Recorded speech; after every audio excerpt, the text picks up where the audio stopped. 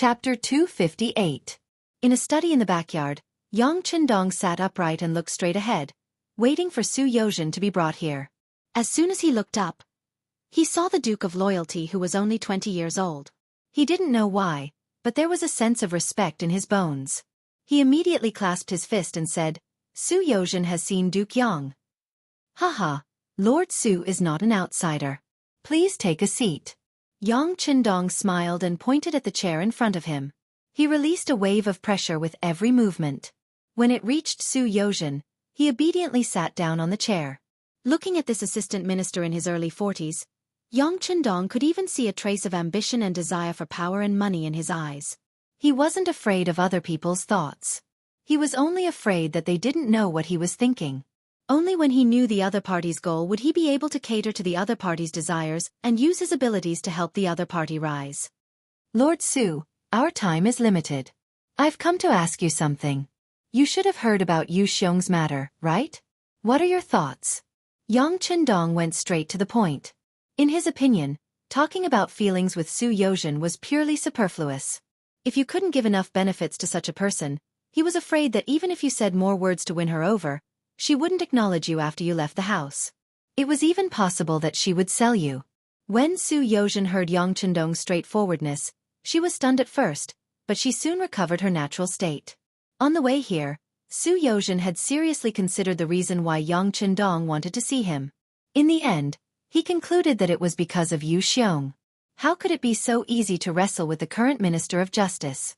Although he had been promoted very quickly and was now the right assistant minister of the Ministry of Personnel, his foundation was still too shallow. If he didn't make any great contributions, he would probably stay in this position for 10 or 20 years, or even his entire life. It was precisely because she knew her own situation that Su Yozhen hoped to have an opportunity to perform, and the matter between Yang Qindong and Yu Shuriwe was undoubtedly an opportunity. As long as she performed well, it was possible to gain a lot of benefits from it. Therefore, when Yang Qindong asked the question, Su Yozhen only hesitated for a moment before bluntly saying, "Yu Xiong is extremely daring. He actually dares to have crooked thoughts about the current duke. He should be killed as a warning to others." "Not bad." Yang Qindong smiled warmly, seemingly very satisfied with Su Yozhen's answer. "But I don't know if Lord Su has any ideas? You must know that Yu Shuriwe was able to replace the Minister of Revenue, Jin Lian, as the Minister of Justice because he has the trust of the Daizong Emperor. Without sufficient reason, it is impossible to take away his position. After Daizong Emperor took the position, there were naturally many changes in the way people worked. There were people who were disappointed and people who were favored. Yu Shuriwe was one of the people who benefited. It was impossible for him to not have the Daizong Emperor's trust. This was also the biggest obstacle for Yang Qindong to take action against him. Yes, Duke Yang is right. This Minister Yu is quite capable. It won't be easy to take action against him. Su Yozhen agreed with this view. In his heart, he even felt that Yang Qindong going against Yu Shuriwe wasn't a wise move. Of course, not being optimistic didn't mean that he would oppose it. Again, Su Yozhen's ambition wasn't small. He wasn't satisfied with the current situation. What he needed was an opportunity. If the world was peaceful, there wouldn't be any opportunities. Only in troubled times would he be able to fish in troubled waters. Although he said it wouldn't be easy, he directly said that he wanted to take action against Yu Shuriwe. It could be seen that Su Yozhen had already made up his mind. Yang Qindong, who saw all of this, immediately understood the other's thoughts. He chuckled and said, "It may not be easy to take action against him, but if you disgust him and shake his authority, it is possible for Lord Su to take half a step forward." When he heard that he could take half a step forward, Su Yozhen's eyes immediately lit up. His voice trembled as he said, "What is Duke Yang's opinion?" "It can't be called an opinion. It's nothing more than the truth," Yang Qindong said with a smile and pushed a stack of papers in front of Su Yozhen. "Lord Su can take a look. These are all evidence of Yu Shuriwe's corruption and perversion of the law." The thick stack of papers recorded all the mistakes Fu Shuriwe had made when he was an official. The earliest one was recorded 10 years ago. Looking at this, Su Yozhen's forehead couldn't help but break out in a cold sweat. Who was this Duke of Loyalty and Courage? How could he find out so many things? Yu Xiong's matter had only just happened, but he had already made sufficient preparations. It was obvious that this wasn't done in a day. It was very likely that this was prepared long ago.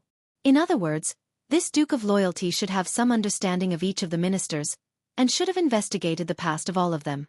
Didn't that mean that some of his weaknesses were in this person's hands? At this moment, Su Yozhen suddenly felt a sense of fear towards Yang Chendong.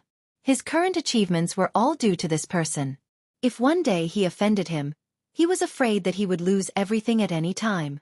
These papers allowed Su Yozhen to see how terrifying Yang Chendong was. When he spoke, he was naturally a lot more cautious. Yes, Duke Yang. With these things, it is enough to make you Xianxia uncomfortable. But still, he was promoted not long ago and has the trust of Emperor Daizong. If you want to take action against him, I'm afraid. Without waiting for Su Yozhen to finish, Yang Chendong said, "Isn't Lord Su also deeply trusted by the Emperor? Furthermore, we are only trying to sway him, not take him down. If we do well, I believe that Lord Su will have no problem becoming the left assistant minister from the Ministry of Personnel to the Ministry of Justice." SSS. Su Yozhen sucked in a breath of cold air when he heard this, and his expression became much more nervous. Right now, he was the right assistant minister of the Ministry of Personnel. Even though his official position was the same as the left assistant minister, He Yuan, he was still half a step behind. For example, if the current Minister of Personnel, Wang Ji, stepped down, logically speaking, He Yuan would take over his position and not Su Yozhen. This was the direct difference between the right assistant minister and the right assistant minister. In other words, even though the position of the left assistant minister was still a rank 3 official, in reality, he had the possibility of taking a step forward and becoming a minister. It was no wonder that he was so excited when he heard this. Is this possible? Su Yozhen asked with a trace of uncertainty. However, his eyes were fixed on Yang Chendong, as though he was afraid that he would say the word impossible. Why is it impossible? With a smile on his face, Yang Chendong took out a piece of paper and handed it to Su Yozhen. These are some of the things that the current left assistant minister of the Ministry of Justice has done. It shouldn't be difficult to take him down based on this. As for whether Lord Su will be able to get what you want, that will depend on your own methods. You should know that if I were to step in, it would only produce the opposite effect. Of course, I will not do nothing. Here are 1,000,000 taels of silver notes. You can exchange them at the Yang family's bank any time. This can be considered as a congratulatory gift for Lord Su's promotion to the left assistant minister of the Ministry of Justice. A stack of silver notes was pushed in front of Su Yozhen just like that, along with 2 thick pieces of evidence. For Su Yozhen to be able to become a powerful official in history, his abilities were not to be doubted. As long as someone like him was given a chance to display his abilities, he would definitely soar to the top. With money and evidence, Su Yozhen's heart thumped. At this moment, he seemed to be able to see his future as an official. With a red face and a racing heart, he reached out and put away the items one by one. Then he cupped his hands and said to Yang Chendong, "Duke Yang, Yozhen thanks you for your help. In the future, your needs will be my needs." "Haha, Lord Su, there's no need to be so polite. We're already on the same boat. As long as I'm fine, I can guarantee Lord Su's safety and prosperity." Laughing heartily, Yang Chendong pulled Su Yozhen onto his boat. He believed that with the evidence of the 2 officials, Su Yozhen wouldn't have the courage to fall out with Yang Chendong. If he really did that, he didn't know if anything would happen to the Duke of Loyalty, but he would definitely be dead. Su Yozhen left. When he left, his steps were much bolder than when he came. Seeing that the guest had left, Tiger's Mane walked up and asked with a cautious tone, "Young master, isn't it too much to give him 1,000,000 taels?" "Not much. In the future, his usefulness will be far greater than this number," Yang Chendong said with confidence. With so many properties, the thing he didn't lack the least was money. As long as a problem could be solved with money, it naturally wouldn't be a problem. Ministry of Justice Yamen. Yu Xiong was brought here and quickly received different treatment. It wasn't like when he was locked in the brocade guard's cold iron window. Instead, he was in a clean and tidy single room, and there was food and drink available. What kind of joke was this? The grandson of his immediate superior was locked up here, so he should enjoy special treatment. Not to mention, until now, the case hadn't been determined. As soon as Yu Xiong appeared here, He was no longer in the sorry state he was in when he was caught by the brocade guard in the morning. Instead, he ate lavishly and threw all his worries to the back of his mind. His grandfather wouldn't leave him alone. After knowing this, he could rest assured. Lu San, who was caught together with him, received inhuman treatment in the prison of Ministry of Justice. He had basically been tortured by all kinds of torture. A layer of his skin had been peeled off, so he changed his statement and took the responsibility of dealing with Madame Snow alone. After Lu San changed his statement, Yu Xiong basically had nothing to do. He just needed to wait for the case to be settled, and then he could go home openly and continue to be a tyrant. Chapter 259. Yu Shiyue had changed his usual position and was now the head of the Ministry of Justice. His intention to protect his grandson was very obvious. The reason he did this was not only because he loved his grandson, but more importantly, he had heard some news from the palace. It was said that someone did not like the Duke of Loyalty and wanted to teach him a lesson. It was this news that gave Yu Shiyue confidence. He also wanted to take the opportunity to show off in front of that person that he was not afraid of the Duke of Loyalty. On the contrary, he dared to go against him. By doing this, he could make that person satisfied and think highly of him. He could also gain the reputation of not fearing power and protect his grandson's safety. By killing 3 birds with 1 stone, Yu Shiyue's determination was clearly felt by every official of the Ministry of Justice. Lu San had changed his testimony. Everything had gone smoothly. From the beginning of the matter until now, the Duke of Loyalty had not intervened or done anything. This instinctively gave Yu Shiyue a thought. The Duke of Loyalty was afraid. He was not as powerful as people said he was.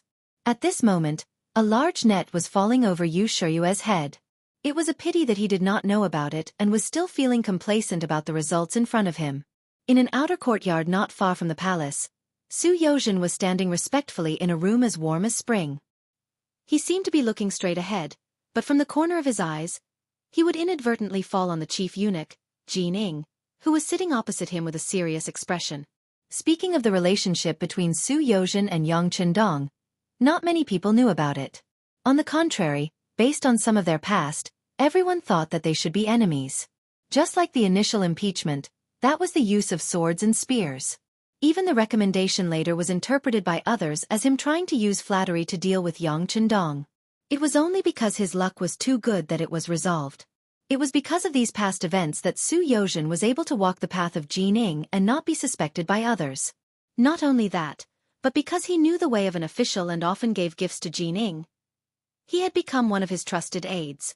With this relationship, it was not difficult for Su Yozhen to see Jin Ing. What's more, when he came this time, he even brought some extremely confidential documents with him. From the moment he gave it to Jin Ing, her expression had been very solemn. Almost an hour had passed, but Jin Ying's furrowed brows showed no signs of relaxing. After about half a cup of tea's time, Jin Ing let out a long sigh and put down the manuscript. She looked up at Su Yozhen, who was standing there respectfully, and asked, "Where did these things come from?" "A merchant paid a high price for it. You also know that in this world, as long as there is money, there are few things that cannot be done." Su Yozhen's face was full of respect, and she spoke very carefully. "Merchant?" Jin Ing didn't understand at first, but then she nodded. "That's right. The Duke of Loyalty isn't completely loyal. As long as you give him enough money, it's possible to get some of his secrets. But what does he want to do with these things?" Jin Ing held the documents that recorded all the mistakes that Yu Shiyue had made since he became an official. She knew very well that if these were made public, this Minister of Justice's career would be over. How could a person with so many problems be in charge of a country's criminal justice? Wouldn't this be like saying that a thief needs to be interrogated? Wouldn't he be laughed at by others? It must be because of Yu Xiong. After all, as the mastermind behind the scenes, he almost hurt the third madam of the Duke of Loyalty. With his personality, it would be strange if he didn't retaliate. Su Yozhen spoke as if she was guessing, but in reality, this guess was already a kind of reality. But even if Yu Xiong did something wrong, he shouldn't implicate the innocent. After all, Minister Yu is someone that the emperor just used. If something happens to him, it will affect the emperor's reputation. Jin Ing said somewhat angrily. Before she could finish her sentence, Su Yozhen interrupted. That's true. But Eunuch Jin also knows that Yu Xiong is currently in the Ministry of Justice's prison. I've heard that he's doing quite well. So why is he being treated like this? Presumably, if the root of the problem is not solved, this matter will not be solved. In other words, Minister Yu is someone that cannot be avoided.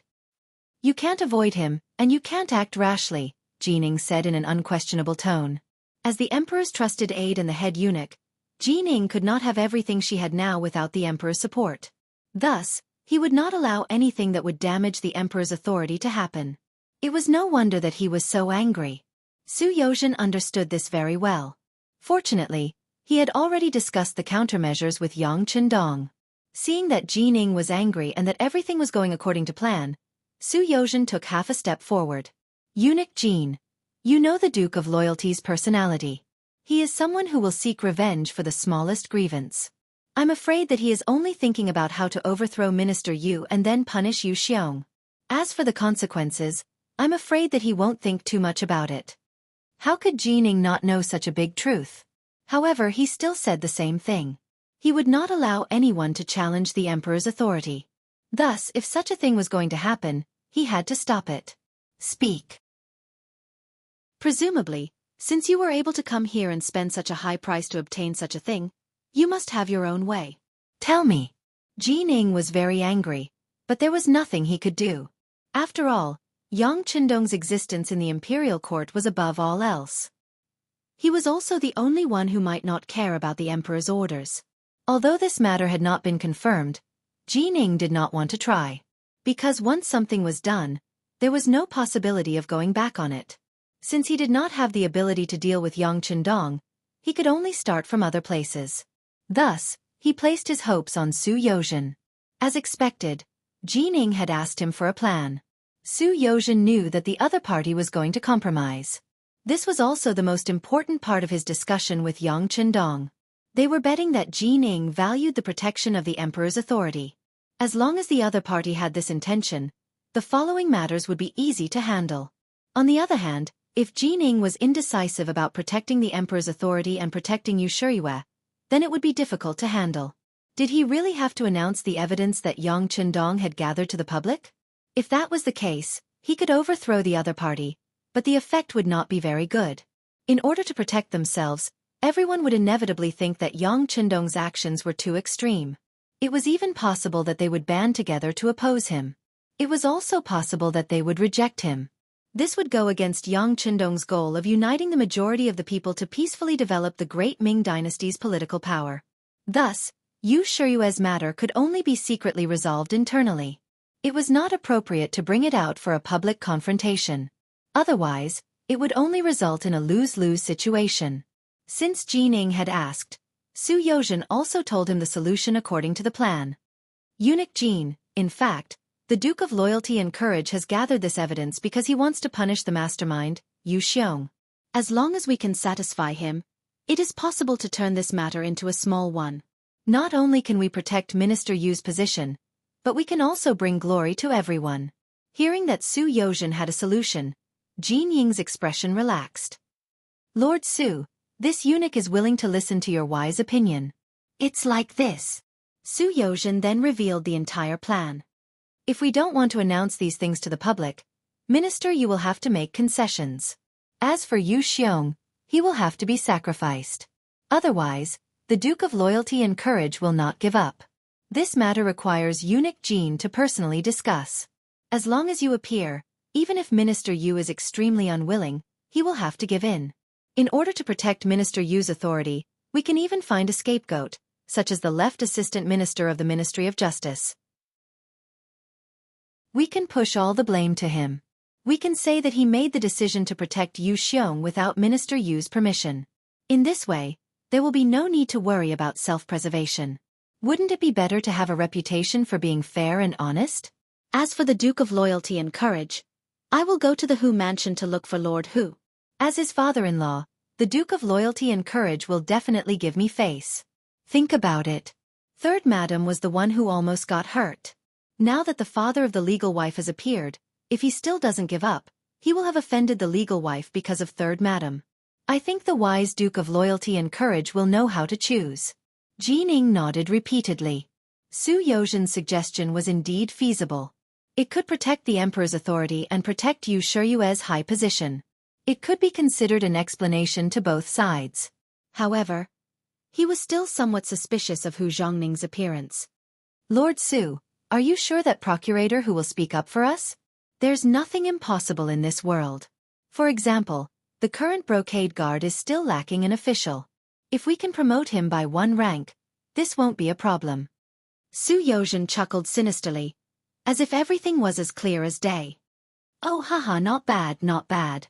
Jining laughed loudly when he heard this. From the looks of it, it was only a 3rd-rank official position that could settle this matter and protect the emperor's authority. No matter how he looked at it, it was worth it. Good, good. Then we'll do as Lord Su says. If this matter succeeds, then Lord Su will have done a great service. In the future, if there's a chance, this eunuch will put in a good word for you in front of the emperor. Many thanks, Eunuch Jean. Su Yozhen pretended to be very happy as he spoke. Then, with a wave of his hand, 5 banknotes from the Yang family's bank, each worth 100,000 taels, were delivered to Jining. Many thanks for Eunuch Jin's promotion. This is a small token of my appreciation. A full 500,000 taels. This was no longer a simple token of appreciation. Jin Ying's expression froze at first. Then, as if he had thought of something, he laughed loudly and said, Good, good. Lord Su is truly an outstanding person. How about this? This eunuch has an idea of what to do. It just so happens that the Ministry of Justice is lacking a left assistant minister. However, whether or not you can be promoted will depend on your luck and the emperor's mood. Chapter 260. Yes, yes. I'll have to trouble Eunuch Jean to help me with everything. Yozhen will remember this. Su Yozhen appeared to be overwhelmed by the favor, but her heart was already blooming with joy. He knew that if Jining could directly request for a position, it meant that the matter was at least 70% complete. Acting as a middleman and paying 500,000 taels of silver to obtain the position of left assistant minister of the Ministry of Justice was originally planned by Yang Chendong. It was also a part of his plan. He even had to do this. Even if he couldn't obtain the position, he still had to state his request. Otherwise, why would a person meddle in other people's business? If there were no benefits at all, his original intentions would be suspected by others. On the contrary, if he had a request, his motive would be much simpler. At the very least, no one would suspect that there was something fishy between Su Yozhen and Yang Chendong. In short, it was just 1 sentence to express his request. It would be best if he succeeded, but if he didn't, he would be cleared of suspicion. Wouldn't that be the best of both worlds? Now, it seemed that things were developing in the best direction. After the discussion, the 2 of them quickly began to carry out their plan. First, Jining appeared in the prison of the Ministry of Justice. Then, Su Yozhen paid a visit to the Hu residence. After the attack on the 3rd Madam of the Duke of Loyalty and Courage, their actions were quickly noticed by people with ulterior motives. After all, regardless of whether it was the Yu family or the Hu family, they were in fact closely related to what happened. At this moment, anyone who came into contact with them could make other explanations and speculations. However, these were merely guesses. As for what exactly happened, no one knew. They only knew that when Jining left the Ministry of Justice Yamen, Yu Shiyue didn't personally send her off. On the contrary, when Su Yozhen left the Hu residence, Hu Zhongning escorted her all the way out. After Hu Zhongning sent Su Yozhen out, he returned to his own study. His father, Hu Xiao, was already seated and waiting. Father. Upon seeing Hu Xiao, Hu Zhongning immediately revealed an extremely respectful expression. It was a respect that came from the bottom of his heart. Take a seat. Seeing that his eldest son had returned to the study, Hu Xiao nodded lightly. It wasn't until his son sat down on the chair opposite him that he said in a teaching tone, Come and analyze this matter. What exactly is going on? Wonderful. Hu Zhongning expressed his appreciation for Yang Chendong with words of praise. What kind of magic? Hu Zhao's expression did not change, but in his heart, he admired his eldest son's political awareness. Just from this sentence, he could tell that his son seemed to have seen the essence of the matter. Father. Chen Dong took advantage of the situation and used a roundabout method to punish the audacious Yu Xiong and attack Yu Shiyu's authority at the same time. More importantly, he planted an important spy in the Ministry of Justice. This is killing 3 birds with 1 stone. Once he's done, he still has to owe him a favor. Isn't that great? Hu Zhongning said in an excited tone. In fact, there was also the matter of his promotion. That was killing 4 birds with 1 stone. However, Hu Chongning was not fond of publicity, so he purposely left out one thing. Not many people knew that Su Yozhen was Yang Chendong's subordinate, but Hu Shao and Hu Zhongning knew. They even knew that this person's impeachment and subsequent recommendation had been ordered by Yang Chendong. That was why this person had been promoted like a rocket. However, although he was the right assistant minister of the Ministry of Personnel and seemed to hold a high position, his usefulness was very limited. This was because both the Minister of Personnel, Wang Zhi, and the left assistant minister, He Wen Yuan, had a good impression of Yang Chendong. In this department, there was no point in assigning more people. It was inevitable that someone would jump out. This time, he had made use of the opportunity to insert himself into the situation.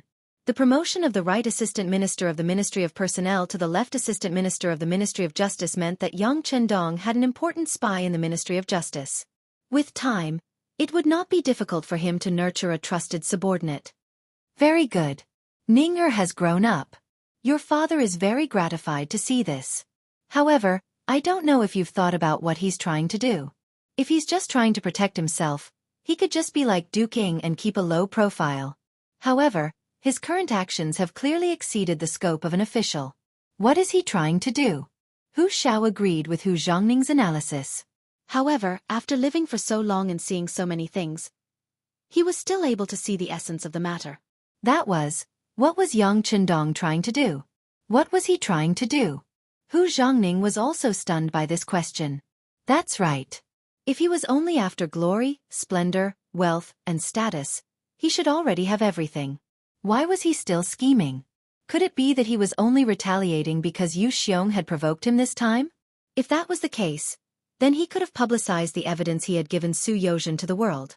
That way, he would be able to vent his anger and take revenge. However, he had not done so. Instead, he had used this opportunity to allow Hu Zhongning and Su Yozhen to advance. This action was rather thought-provoking. Let's not talk about what Hu Shao and Hu Zhongning had said behind closed doors. On the morning of the second day after Jin Ing and Su Yozhen made their move, a person had come to the entrance of the Ministry of Justice to complain. He had repeatedly accused Yu Xiong, saying that Yu Xiong had stolen his wife and forced him to leave his hometown. At the same time, he had also provided a confession. The details on the confession were very detailed. There were all the necessary witnesses and material evidence. It was an ironclad case. There were many citizens of the capital accompanying the person who had filed the complaint. There were many onlookers. In an instant, the matter had become a hot topic. Even if the Ministry of Justice wanted to suppress it, they could not do so. With this new case, the treatment of Yu Xiong, who had still been abusing his power in prison, immediately changed. He was moved from a single cell to an ordinary cell. Not only were there many prisoners there, but the smell was also very unpleasant. Faced with such an environment, Yu Xiong was naturally puzzled. He shouted out his identity. My grandfather is the Minister of Justice. How dare you treat me like this? It would have been better if he had not said this. As soon as he said this, the prisoners in his cell looked at him with even more ferocious gazes. Some of these people had been wronged and had not been able to find an outlet to vent their anger. Yu Xiong's shout was equivalent to giving them a chance to vent. How could they let go of this opportunity? They would first give him a good beating. In just 3 days, the dust had settled on Yu Xiong's case. Even Yang Chendong had not expected that Yu Xiong would confess many things that no one knew about when he was being tortured by the Ministry of Justice. Among them, there were 3 women who had died at his hands. Because he had done it secretly and had thrown their bodies into the river after the incident, they had sunk to the bottom of the river, so that no one knew about it. Now, the spineless Yu Xiong saw that no one was shielding him. Unable to bear the punishment, he had confessed everything. Originally, he had thought that the punishment would not be heavy enough to sentence Yu Xiong to death. He had even needed Lung Feng to secretly take action.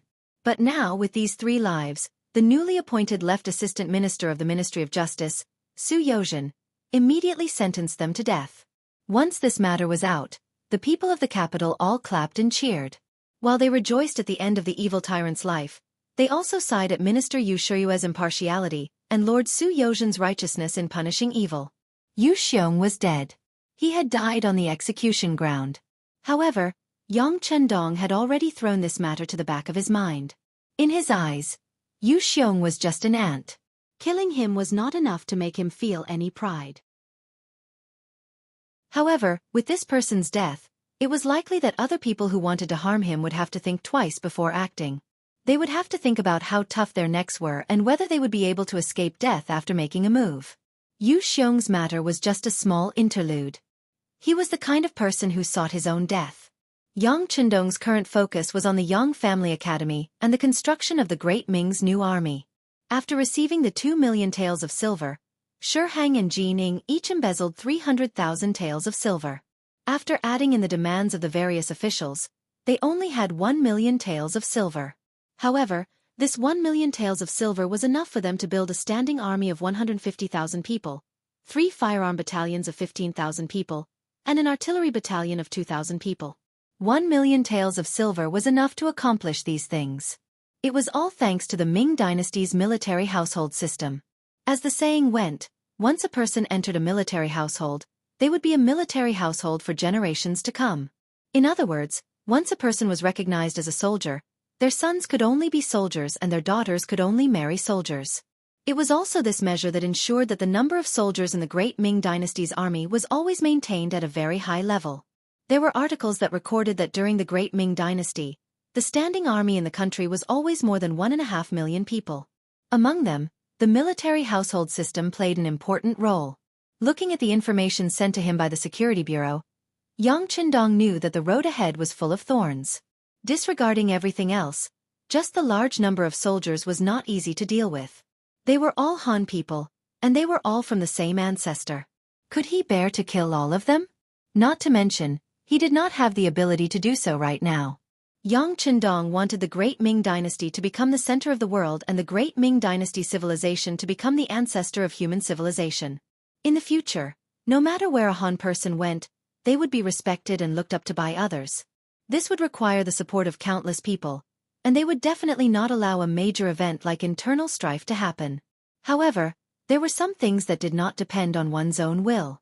When someone hated you and wanted to kill you, it was not something that could be resolved just by giving them some benefits. After pondering for a moment, Yang Chendong gave a secret order to his most trusted subordinate, Tiger's man. Let's do this.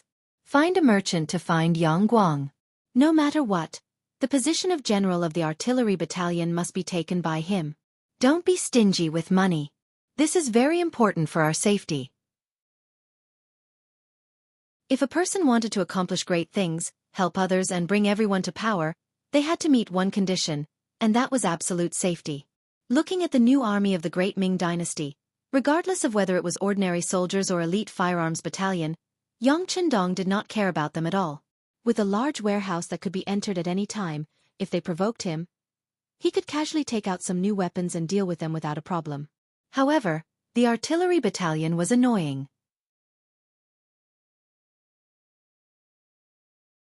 Chapter 261. After all, Yang Chendong was immortal, and the Yang Manor was not an impenetrable fortress. If the artillery battalion really set their sights on him, the consequences would be unimaginable. This was the most annoying thing. Yang Chendong had come into contact with Yang Guang a few times and found that he was a man of few words. However, he was a loyal and considerate person who valued loyalty greatly. If Yang Chendong could spend some money to befriend him, he could at least warn him in advance even though he couldn't make him disobey the orders of his superior or even the acting emperor at a critical moment. This way, he would have more time to react, and an additional layer of protection for his life. Tiger's mane nodded after receiving the order. Young master, don't worry. I'll go to the security bureau and find a clever person to disguise himself as a wealthy businessman to support Deputy Commander Yang. But young master, our men have discovered that Guard Captain Ike Shang is wantonly moving through the capital. I've heard that he's spent a large sum of money, and our men have learned that he's already heading for the sea. It seems like he's planning to return to Japan and get reinforcements. Young master, Do you want us to intercept and kill him on the way or inform Commander Gao Xiong and have him take care of the problem at sea? No need. Let him do as he pleases.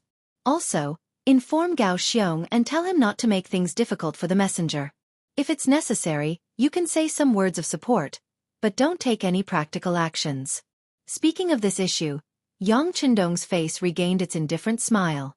Because of Junko, Ikigami Yuki failed in his pursuit, and the head of the diplomatic mission, Aoki Yuki, was held accountable and imprisoned in the Ministry of Rights.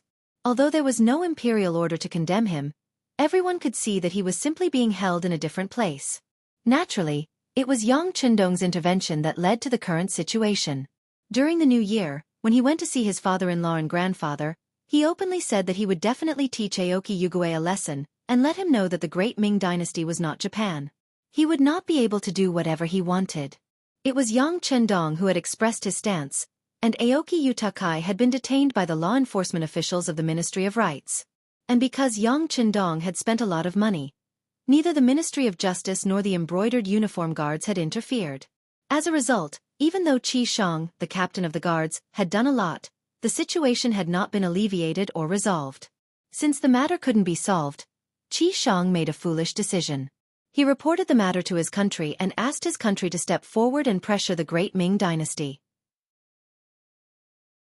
Perhaps it was because he had been in Japan for a long time, coupled with the fact that he was a samurai, it was difficult for him to look down on other countries. In short, he had made up his mind. And this was exactly what Yang Qindong wanted to see. This was the result he wanted. Japan was one of the countries that the Great Ming Dynasty had decided not to conquer.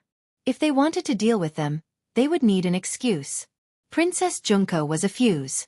If he kept this person by his side, the rulers of Japan would definitely not tolerate it. They would be worried that the Great Ming Empire supported the Japanese royal family. In order to solve this problem, Junko had to die. If he wanted to kill this person, he had to go to the capital of the Great Ming Empire to stir up trouble. At that time, Yang Qindong would make the situation worse. Once the matter reached a certain extent, under the pressure, it would be impossible for Daizong not to want to conquer Japan. In this way, he would have a righteous reason. In the end, this was Yang Qindong's plan. But at the same time, it was also a helpless move. Japan was an island country, and its coastline was so long that even Yangtze's navy couldn't do anything about it. They couldn't completely block it, so they might as well not block it. Let them take the initiative to cause trouble, and then fight back openly. Tiger's Mane didn't quite understand Yang Qindong's words. But out of absolute trust in the young master, he nodded happily. Okay, young master, I will give the order to Commander Gao Xiong in your name. Soon after the new year, the snow and ice in the capital began to melt. After the spring breeze, everything began to recover, and the land began to see green again. The weather became warmer and warmer, and the people in the capital began to take off their winter clothes. They changed out of their bulky cotton robes and walked on the streets. The endless stream of people indicated the prosperity of the Great Ming Empire. As the mercenaries and the Walla established trade at the border, all kinds of novel things appeared, which opened the eyes of the people of the Walla. While they enjoyed life, they put down their sharp weapons, and it was a scene of harmony. When the border was stabilized, the situation in the capital would naturally be stable. The merchants were busy making money, and the farmers were busy with the New Year's spring plowing. Especially with the appearance of the hydraulic wells, they saw the hope of a bumper harvest. The officials were also busy with their own government affairs. Those who wanted to be promoted were thinking of ways to get promoted. Those who wanted to make money were thinking of ways to make money. Even the emperor of the Great Ming Dynasty, Zhu Qiyu, was busy training the army and managing the country's affairs.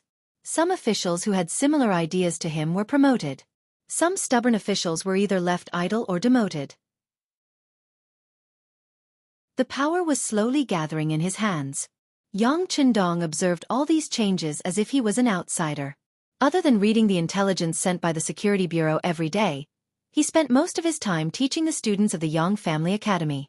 After nearly 2 months, more than 60 people were eliminated from the original 101 people, and only 2/5 of them were left. Among the people who left, some of them couldn't keep up. Originally, they wanted to use the name of the Duke of Loyalty and the East Marshal to fish in troubled waters and make a name for themselves. Then, with the title of this person's student, it could be imagined that it would be much easier to mingle in the officialdom. There were also some people who really had the idea of learning. After all, the person who could make such a majestic poem like Snow of the Yang Family Village must have great strength. But when they really learned it, they knew that he taught more about numbers, physics, chemistry, and science. And in the big environment where only Confucianism was respected, these were nothing more than heterodox methods, and it was difficult to be recognized by the orthodox. Since they couldn't be recognized, they simply stopped learning. The third part of the people who left were those who didn't have enough IQ or couldn't bear the hardships. This was because the Yang Family Academy required students to run every day and stand in military posture. Under this semi-militarized management, some of the young people who only knew how to study were unable to bear it. In the end, because they made too many mistakes, their military posture was taken away and they had to leave. Most of them left, and 2/5 of them were the elites among them. Among them, Yang Qindong did find a lot of good seedlings. While he carefully observed, he also guided them according to their individual advantages, making the learning atmosphere of the people who stayed very high. It was worth mentioning that Junko actually relied on her own ability to persist until now. Originally, Yang Qindong accepted Junko as a student because he wanted to put her in his sight. After all, he still needed her in the future, so he casually accepted her. When he made this decision, he was also prepared to let her go and force her to stay if she couldn't hold on at any time. But unexpectedly, although Junko was young, her body was full of tenacity, and she was one of the best in all kinds of assessments and studies. Not only did she not rely on Yang Qindong to stay, but she also became a goddess in the eyes of many men. More than half of the male students secretly liked her, including Wang Si, the grandson of the Minister of the Ministry of Personnel, Wang Ji.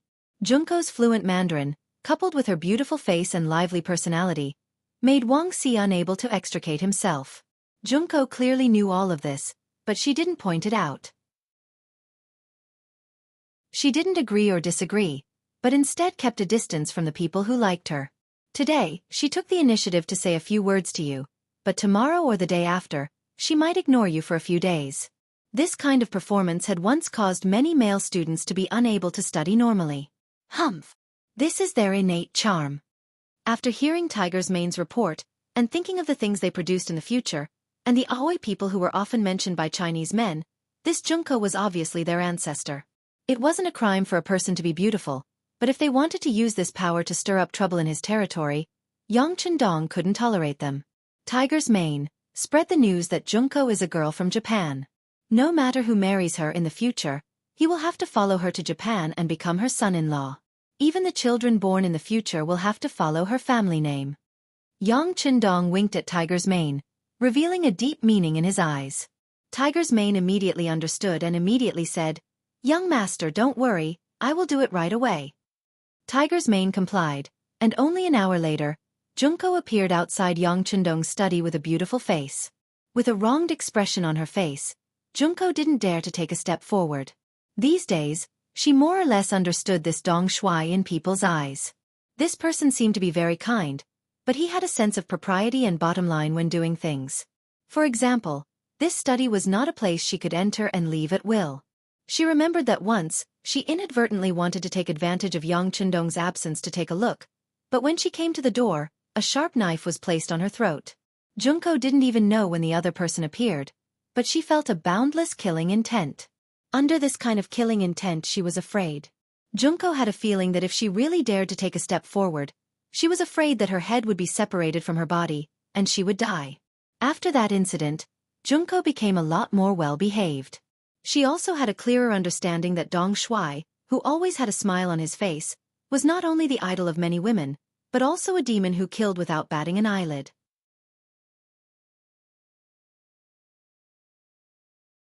Chapter 262. Logically speaking, after knowing that he was a devil, the most important thing to do was to leave. Captain Kobayashi had told her more than once that he didn't find anyone watching her, but for some reason, Junko didn't want to leave. Whenever she was about to make the decision to leave, Yang Qindong's smiling face would often appear in her mind, and that smile would make her linger back and forth. So she always found various reasons to persuade Kobayashi and herself to stay in the Yang family manor and the Yang family academy day after day. Staying in the Yang family academy was the happiest time of Junko's life. Here, she not only enjoyed equal treatment with everyone, but also didn't have to pay attention to any rules when interacting with people. On the contrary, she could also learn some new knowledge that she had never heard of before, or even thought of before. Slowly, Junko became deeply immersed in it, and she also found that the students who were able to stay in the academy were very smart and could endure hardships. These advantages were exactly what her father, who was in the royal family of Japan, wanted. So she gave birth to other thoughts, which was to take these people for her own use. If there was a chance, after these people finished their studies, she could deceive them to go to Japan. She believed that it would play a positive role in her father's efforts to stabilize the throne. In order to achieve this unspeakable goal, Junko deliberately used her charm jutsu, intentionally or unintentionally making contact with the male students. She had been formally trained since childhood on how to please a man. Soon, Junko achieved her goal, making more than one student fall head over heels for her and express their willingness to submit to her. She thought that if she continued to do this, when she graduated from the academy, she could leave with these people. But an unexpected disaster happened, and her identity as a Japanese was suddenly exposed. Not only that, but it was also said that the man she was going to marry was likely to eventually go to Japan by marrying into her family. As soon as this matter came out, the expressions of those male students who admired her instantly changed. At that time, the difference between the status of men and women was very obvious. It was very common for men to be the head of the family, and women to be the head of the family. Things like marrying into the family was absolutely disgraceful. As for the students who were able to stay until now, which one of them wasn't smart and proud? How could they do such a disgraceful thing? At that moment, the male students who liked to listen to Junko's words quickly began to keep their distance from her. Some of them even avoided her as if she was a scourge. This made Junko's efforts go down the drain. She was so angry that she wanted to look for Yang Chendong to be the judge. She had a feeling that the person who could do such a thing must be Dong Shuai. Outside the study, Junko stood there with a stubborn and wronged look on her face. No one knew if she was really good at acting or if she was really showing her true feelings. In short, her tears flowed down from the corners of her eyes, indicating that she was one of the victims. A young girl, a beautiful young girl, a young girl with a face that could topple cities. At this moment, her appearance was like a pear blossom in the rain. It was likely that any man who saw her would feel pity for her and would not be able to help but go forward to comfort her. But at the door of the study, for a long time, no one appeared.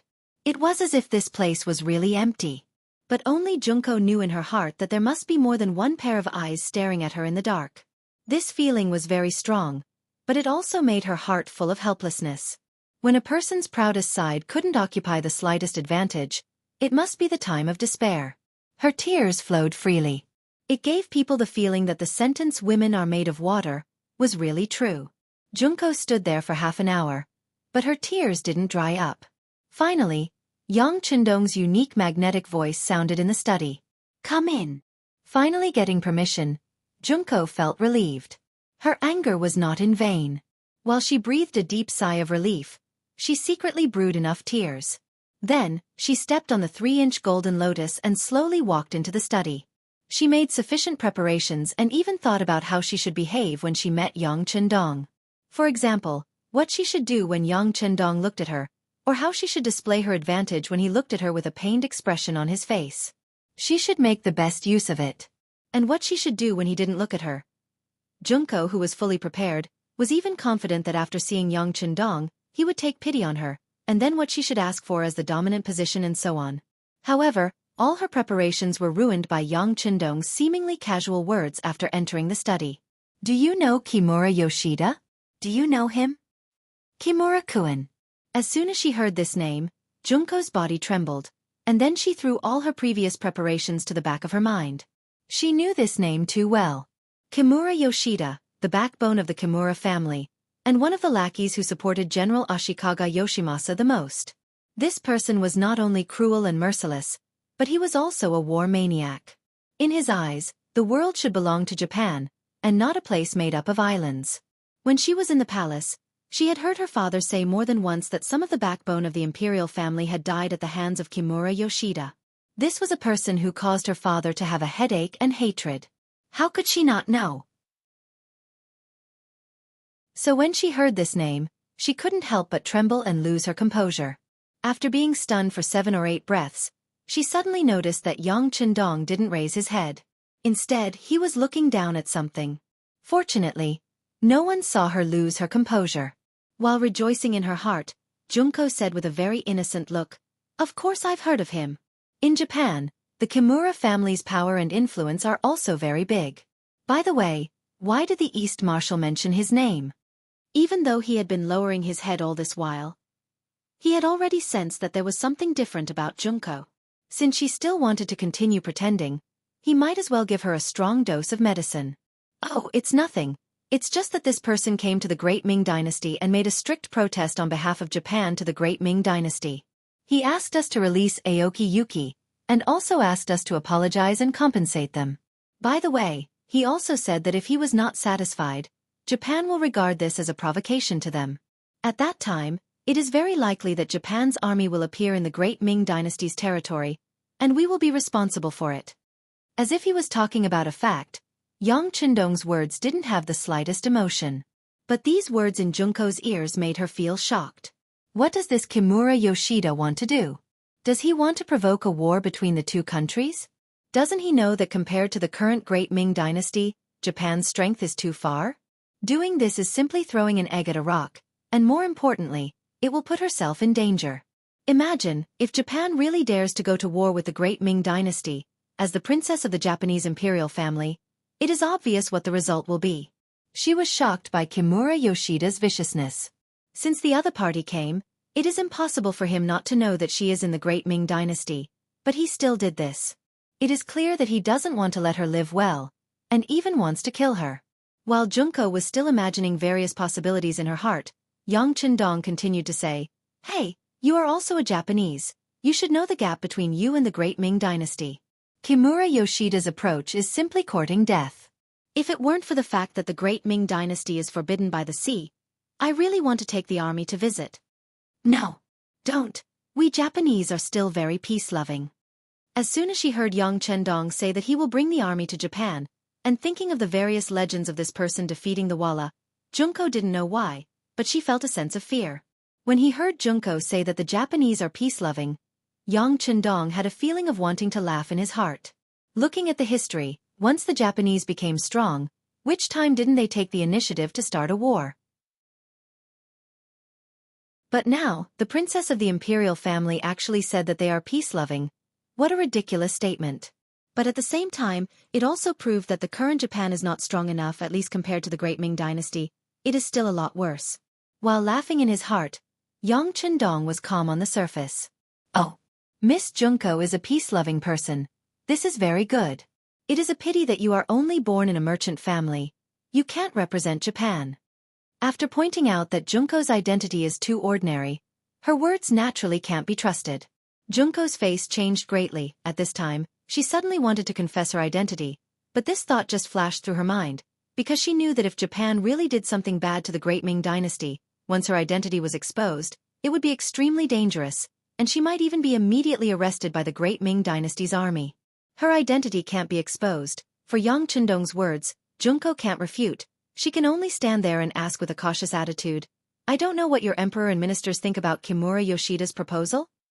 Normally, it was a bit inappropriate for Junko to ask such a question.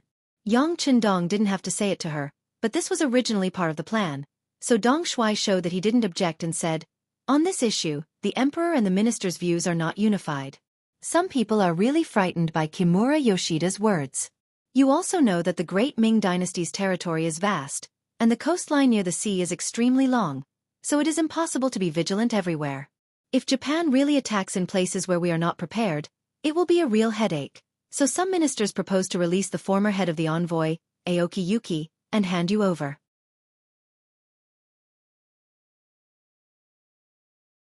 Chapter 263. "You're going to hand me over?"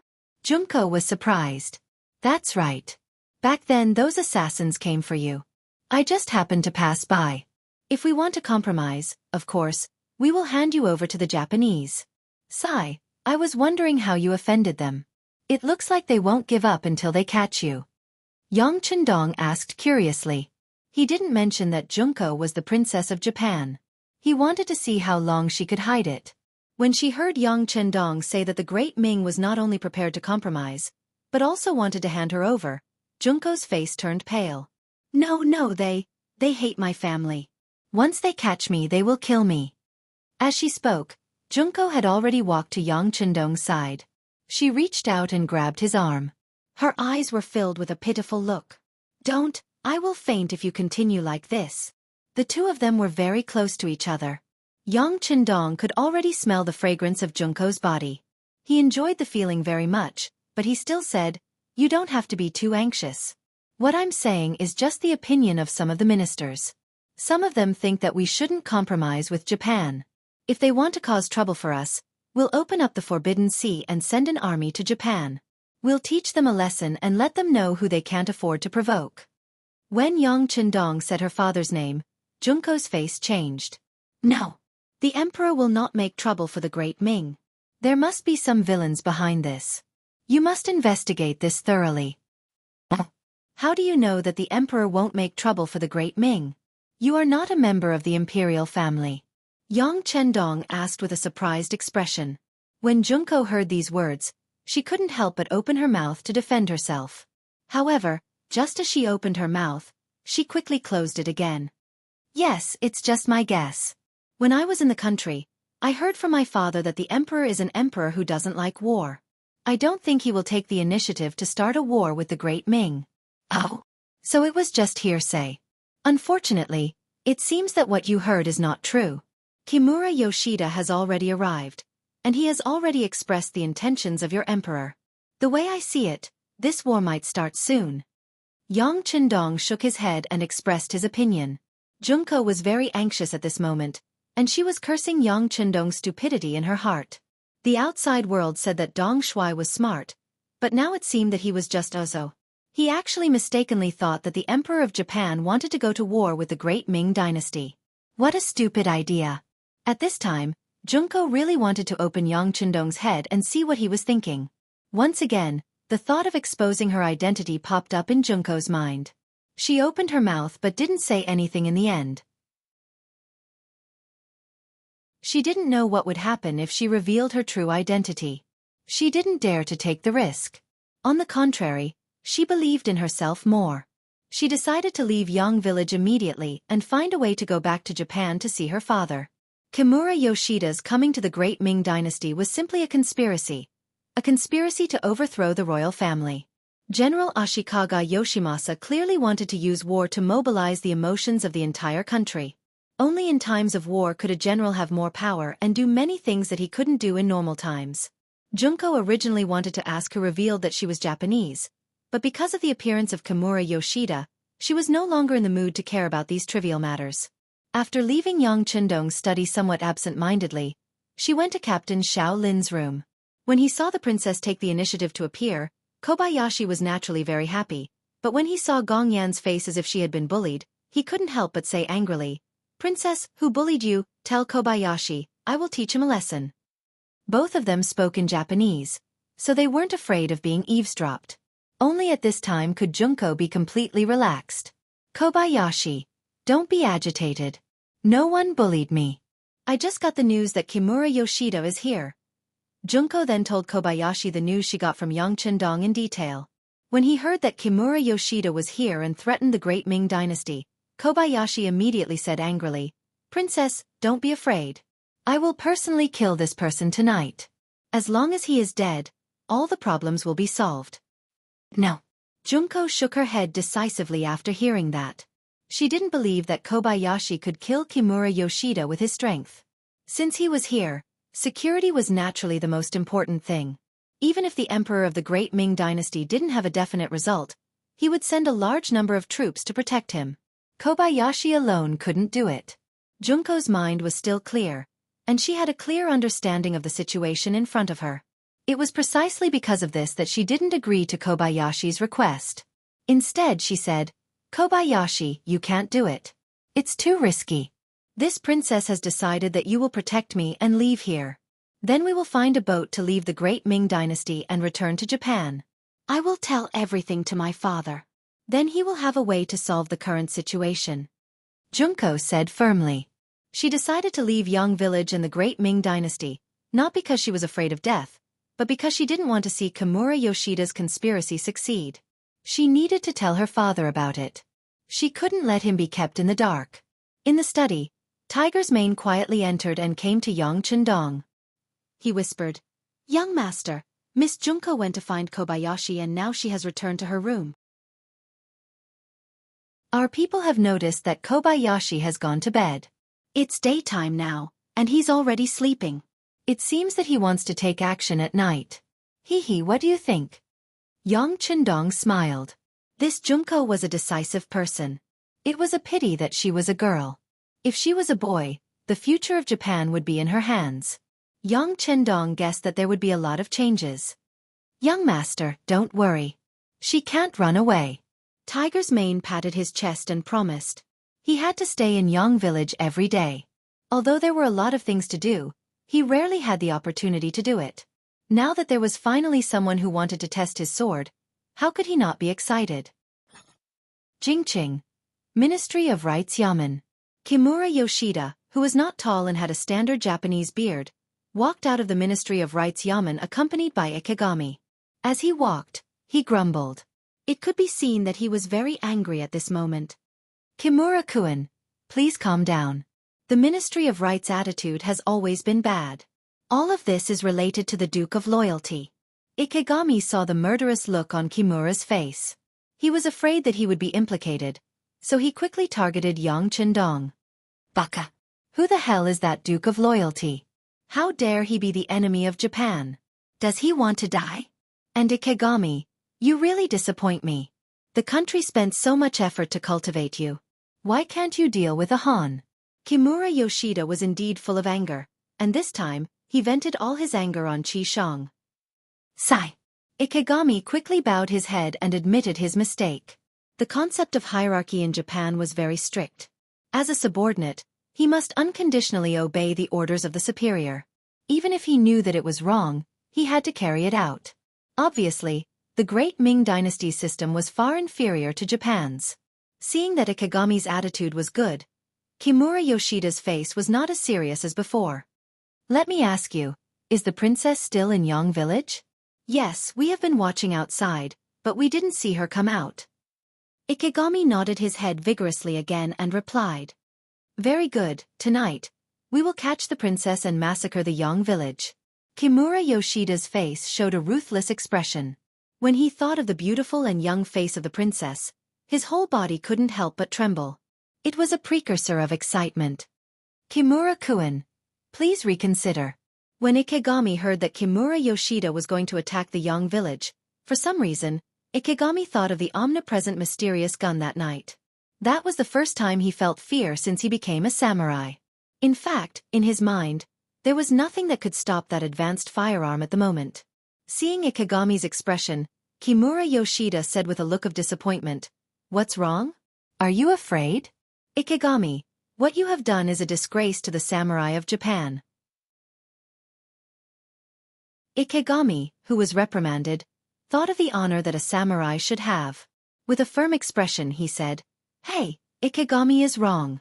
Please give me a chance. I will do my best tonight." "No need." Kimura Yoshida waved his hand and said arrogantly, "This time, I brought 3 jonin, 10 chunin, and 30 genin from Japan. Tonight, I will let them do the job. As for you, you should reflect on whether you can still be called a real samurai." Kimura Yoshida was arrogant, and his methods were cruel. It was also true that he regarded human lives as nothing. However, it didn't mean that he was stupid. On the contrary, he had the confidence to say such words. The source of his confidence was the 43 ninjas that the Kimura family sent to him. The number of ninjas in the entire Kimura family was no more than 200. This time, they used a quarter of their strength to prove Kimura Yoshida's position in the family, and also proved that he was determined to accomplish his mission. Ikegami originally wanted to object and proposed that he take the initiative to lead the team. However, when he heard that there were 43 ninjas, and 3 of them were jonin, he was relieved.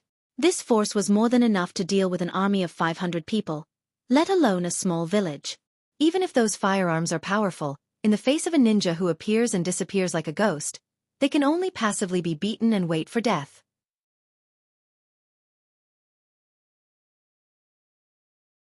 Chapter 264.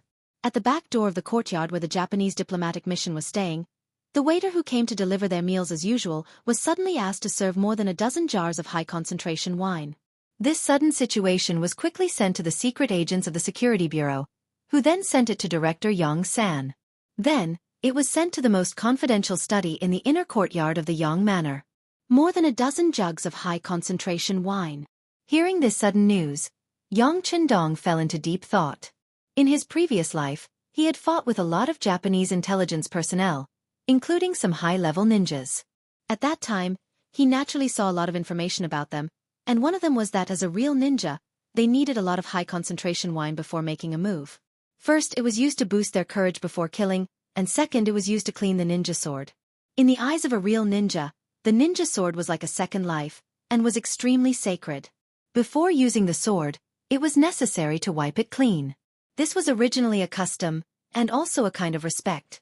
If it was just ordinary wine, even if the amount was a little bit more, it wouldn't be a problem, because there were many explanations, and it didn't necessarily mean that they wanted to do something. But to ask for so much high-concentration wine, it was almost beyond the limit of human drinking. Under such circumstances, Yang Qindong couldn't help but think about it. In his mind, some of the history of ninjas came to mind.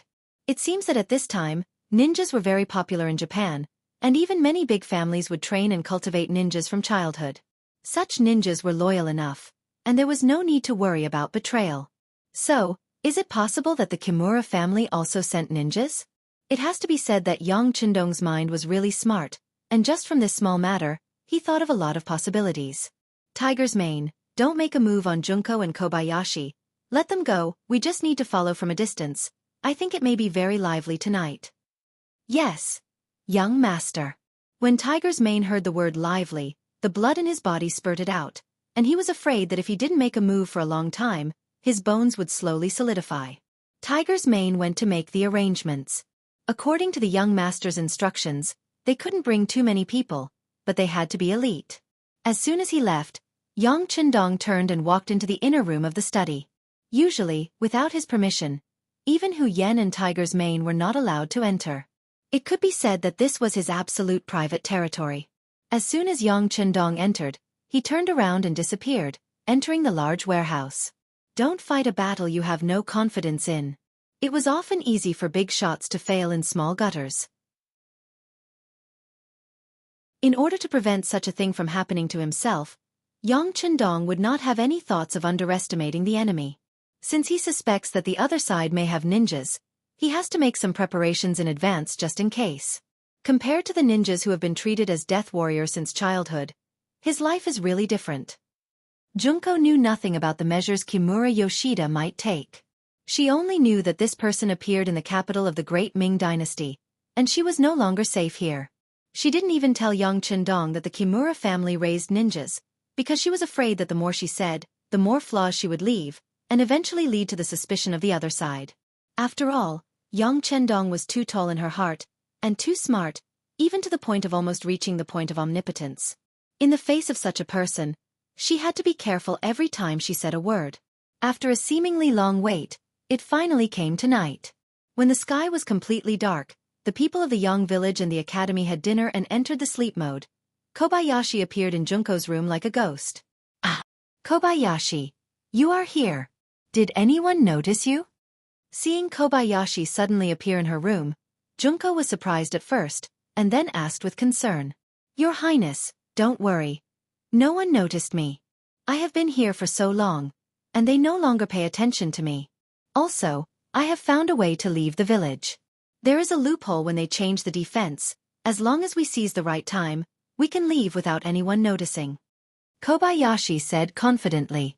But what he didn't know was that the so-called loophole was left by Yang Qindong early in the morning. He knew that no defense could be 100% safe, so he deliberately left an obvious loophole. Instead of letting the opponent deliberately find the loophole, it was better to directly give him a ready-made one, so that the opponent would not have other ideas. Although Junko was smart, she knew too little about these military matters, so she chose to completely trust Kobayashi. Well, Kobayashi, then let's leave. Yes, Your Highness, please follow me. In a while, in order to increase our speed, Kobayashi may have to do something outside the rules. When saying these words, Kobayashi's face instinctively turned red. The so-called violation of the rules naturally referred to some necessary physical contact between the two of them. In order to leave here, Junko didn't care so much and immediately nodded. Well, I will listen to Kobayashi's arrangement. After the agreement, the two people appeared in the dark like two leopard cats, and then passed through several courtyards. Sometimes, Kobayashi reached out and held Junko's slender waist, and ran quickly with her. In this way, after about a quarter of an hour, the two people walked out of the outer courtyard of the Xianxia village and came to the outside desolate land. At this time it was spring. Although there was some grass, it was not very tall, and was not enough to cover their bodies, especially at night. When the wind blew, it made Junko shiver. "Princess, are you okay?" When Kobayashi saw Junko's body shiver, he instinctively asked with concern. "I'm fine, let's leave here quickly." Junko clenched her teeth and shook her head. She only had one thought in her mind, and that was to inform Father Emperor about Kimura Yoshida's appearance in the Great Ming Dynasty. And for this purpose, it was just a little cold. What was it? In this way, the two shadows, one in front and one behind, went farther and farther away from the Xianxia village, and slowly disappeared in the open wilderness. In order to take care of Junko, Kobayashi's speed was not very fast. The two people, one in front and one behind, used half an hour to walk 10 miles. But even so, Junko's legs were already as heavy as iron lead. This was because she was running with the students in the academy, and if there was no real training, she was afraid that she would not be able to persist until now. "Princess, do we need to take a rest?" Looking at Junko's painful face, Kobayashi asked nervously. "It's okay, I can still persist." Although cold and tired all over her body, the stubborn Junko still refused Kobayashi's kindness. But just as she said this, suddenly a big hand covered her small cherry mouth, and she was caught off guard, and was firmly pressed. After feeling that her mouth was tightly blocked, Junko's eyes showed extreme panic. Looking carefully, she found that the person who pressed her mouth was actually Kobayashi, and her eyes showed disbelief. She did not expect that her most trusted guard captain would dare to have any bad thoughts about her. Shoo! His right hand covered Junko's mouth, and his left index finger stretched out, and after making a shushing gesture, Kobayashi's ears perked up to listen for something. It was just that Junko did not see the situation in front of her, because she was too beautiful. She knew that this was both a strength and a weakness. The strength was that when she did something, she could do twice the result with half the effort, and it was easy to attract the favor of others. The weakness was that her appearance was given by heaven, and it was easy to attract the bad thoughts of others, so she had to be on guard. But she never thought that her most trusted Kobayashi would have such bad thoughts about her. The moment her mouth was covered, she completely lost her judgment, and the only thing left was her constant struggle and resistance. At this time, Kobayashi was concentrating on the very light footsteps he heard just now, and he did not notice Junko's fierce resistance at all. In a moment of carelessness, his right hand was bitten, making him instinctively release his hand, and then Junko's beautiful voice sounded. "Kobayashi, what are you doing?" "Baka, there are people here." Along with Junko's voice, soon a shout in Japanese came from the front, and then dozens of black shadows surrounded them like a fan. "Not good. It's an assassin." The pain made Kobayashi shake his right hand, and then the dangerous situation in front of him made him grab Junko's hand and turn around to escape. At this moment, Junko also saw the shadow in the distance with the help of the faint moonlight. She finally knew that Kobayashi didn't have any bad intentions just now, but had discovered something. She immediately regretted it, and her feet naturally turned around and ran quickly under Kobayashi's tug. Kobayashi's six senses were very sharp, and he was able to discover the existence of danger in time, and his reaction was also very fast. But unfortunately, Princess Junko was relying on him, and after running a few steps, the assassin behind him caught up with him. When Kobayashi heard the sound of a sharp blade cutting through the air behind him, he promptly turned around and slashed forward with the katana in his hand. In the dark and silent night, a spark was ignited because of this action. It was a sound that could only be produced when sharp blades collided with each other rapidly. Under the spark, Kobayashi's feet involuntarily took a step back, and the katana was held horizontally in front of him, and his face was incomparably dignified. Although the katana just now repelled a ninja who was chasing after him, it also hindered his retreat speed. In just a short time, at least 4 ninjas surrounded him in front and behind, that is to say, He and Princess Junko have been surrounded at this moment. Junko stood nervously behind Kobayashi, looking around with a panicked expression, and even she could feel the endless murderous intent from the looming black shadows.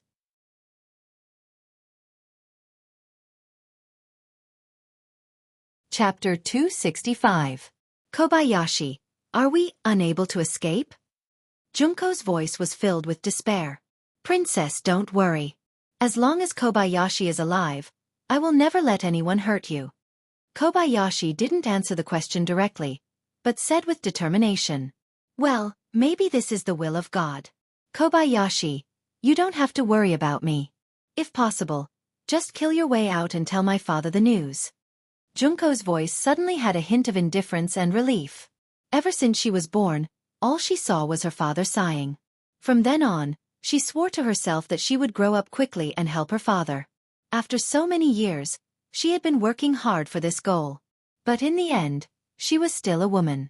Although she was beautiful, she didn't have any effect on the overall situation. Now, she was finally going to die. Perhaps this was the best explanation she could give to her father. A sharp dagger suddenly appeared in Junko's right hand. This was her self-defense weapon, but at the critical moment, it was also a suicide weapon.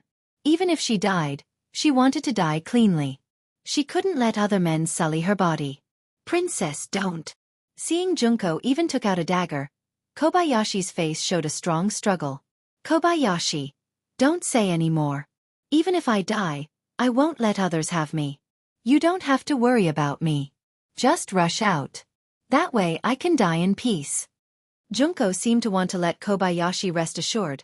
She decided to end her life in advance. While speaking, the dagger was already moving towards her neck.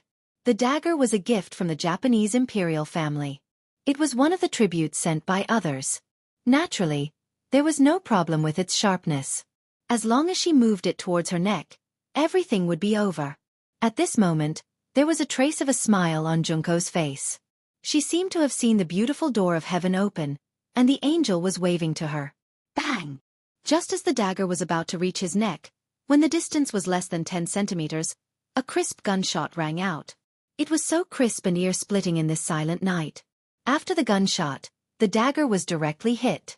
The powerful impact directly shook Junko's right hand, and the dagger naturally fell to the ground. You are my people. This young master didn't agree, so you can't die. Along with the gunshot, a masculine voice sounded. And from the direction of the voice, a group of mercenaries holding torches appeared behind Junko and Kobayashi. It's the East Commander. Upon hearing this voice and seeing this scene, Kobayashi couldn't help but exclaim. In the past, he hated Yang Qindong very much, because this person had stolen the heart of his goddess. If it wasn't for his lack of strength, he would have assassinated Yang Qindong long ago. But now, his thoughts were completely different. At this moment, Yang Qindong's appearance was undoubtedly a savior who could save his goddess from the hands of death. Even Kobayashi was so excited, let alone Junko. The dagger fell to the ground, and her palm was bleeding. All of this could no longer attract Junko's attention. There was only one sentence in her mind. You are my people. This young master didn't agree, so you can't die. What does he mean? What does he mean by I am his people? Isn't he worried about my identity as a Japanese? The other men of the great Ming dynasty avoided her. Does he dare to face the difficulties head-on? What is he thinking? During the day, her identity was made public, and Junko's image and status in the Yang family academy fell by 1,000 miles. Those men of the great Ming dynasty who used to pursue her all expressed that they were thousands of miles away from her, which made Junko very sad.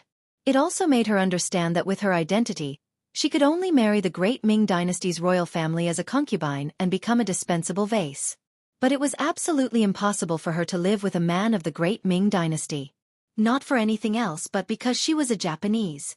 At that time, under the relatively backward and feudal thinking, no man of the great Ming dynasty would dare to marry her. It was because she couldn't see any hope and knew that Kimura Yoshida was coming that she made the decision to leave the Yang family village. Although she was very happy living here, she would never belong here. But when she was disheartened, Yang Qindong said that she was his people, which made her originally dead heart burn again, as if she saw a new hope. At this moment, Junko's heart was in a mess. At this moment of life and death, she was stunned, as if she didn't know that she was on the verge of death. A gunshot broke the silence of the night and made the ninjas on the opposite side vigilant. "Rush over and kill them!" One of the 3 high-level ninjas suddenly shouted in Japanese, and then dozens of black shadows quickly approached, rushing straight toward Yang Chendong and the others. "Shoot at will!" Tiger's Mane, who was leading the team, saw the black shadows quickly approaching and decisively gave the order to attack. Following this voice, the sound of gunfire could be heard, drawing out a bright meteor as it rushed forward. "Kobayashi, protect Miss Junko!" Yang Chendong also shouted, and the pistol in his right hand shot a bright bullet forward. Kobayashi was shouted and immediately threw Junko to the ground, so that she wouldn't be disturbed by the stray bullets. As he fell to the ground, he looked up and saw the ninjas in black getting hit by bullets one after another. Blood splattered everywhere as they fell to the ground and died. This was the first time that Kobayashi saw the power of advanced firearms at such a close distance. When he saw that the ninjas, who were known as ghosts and ghosts, were so vulnerable, there was only panic and shock in his eyes. He suddenly felt that all the martial arts he had painstakingly learned in the past were useless. In the face of such an advanced and accurate firearm, it seemed that no matter how strong one's martial arts were, it would be useless. "Baka! Rush over and kill them in close combat." Seeing that a ninja was hit by a gun and fell to the ground and lost his life, the leading ninja's voice was filled with monstrous anger. While giving the order loudly, he also moved quickly, and at the same time, his right hand was constantly throwing ninja dart, which was used for long-range attacks. The ninja dart broke through the air and flew forward. Yang Chendong, who was standing in the middle of the team, had a trace of indifference in his eyes, and shouted, "All of you, throw away your torches and be on your guard." The ninja dart's power at close range was not inferior to firearms. This was something that Yang Chendong had experienced as early as in his last life. It's just that at that time, ninjas were almost extinct, and there were very few people who could use ninja dart. But now, when he returned to the Great Ming Dynasty, he actually saw such a thing again, which really gave him a headache. When modern firearms face cold weapons, the advantage is naturally very obvious. But it can't be said that there are no disadvantages. For example, in close combat, the effect of firearms becomes very poor, and in order to prevent self-injury, you have to be careful when shooting, which is equivalent to giving the opponent more opportunities and space to use their abilities. It was precisely because he recognized the power of ninja dart that Yang Chendong made some preparations in advance. It's just that he didn't expect that the opponent would use ninja dart so decisively, which caught him off guard. After the shout, the well-trained Lang Feng soldiers threw out the torches in their hands, and the originally bright place suddenly turned into darkness. But this order was given a little too late, and there were still 4 or 5 muffled groans in the darkness. Needless to say, the Lang Feng soldiers were injured by the dart. This was the first time that the Lang Feng soldiers were injured during a mission. What's more, in the darkness, the ninjas' speed of approaching was even faster, as if they were even more certain of their home ground. "Be careful, don't shoot casually." Yang Chendong's voice had a trace of fear. Just as he finished speaking, he felt a gust of cold wind coming towards him. Instinctively, he used his feet as an axis and his body quickly fell backward. But just as his body leaned back, the wind from the blade brushed past his body. It's conceivable that if he was a little slower, he would have been injured. "Young master, be careful." Seeing that Yang Chendong was almost killed, Tiger's Mane and Beta Persei's voice quickly sounded, and then 2 figures quickly approached him. "I'm fine, be careful." After Yang Chendong regained his balance, he replied, pulled out the tri-edge bayonet from his waist, and then suddenly stabbed the black shadow in front of him. What Yang Chendong had learned was not some fancy moves, nor was it a routine. Instead, it was a killing move. It's often the fastest way to kill the opponent in the shortest time. At this moment, he just instinctively attacked, and before the ninja on the opposite side could see what was going on, he was stabbed in the heart.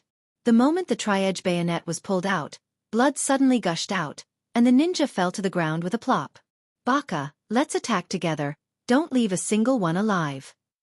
The leader of the ninjas saw the scene of his subordinates being killed and roared with fire in his eyes. If they were just using firearms to kill them, he could still find a reason to do so.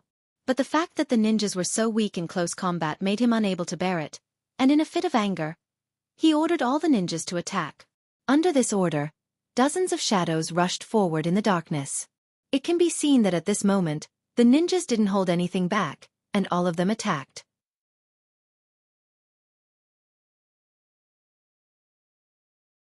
Chapter 266. Good timing.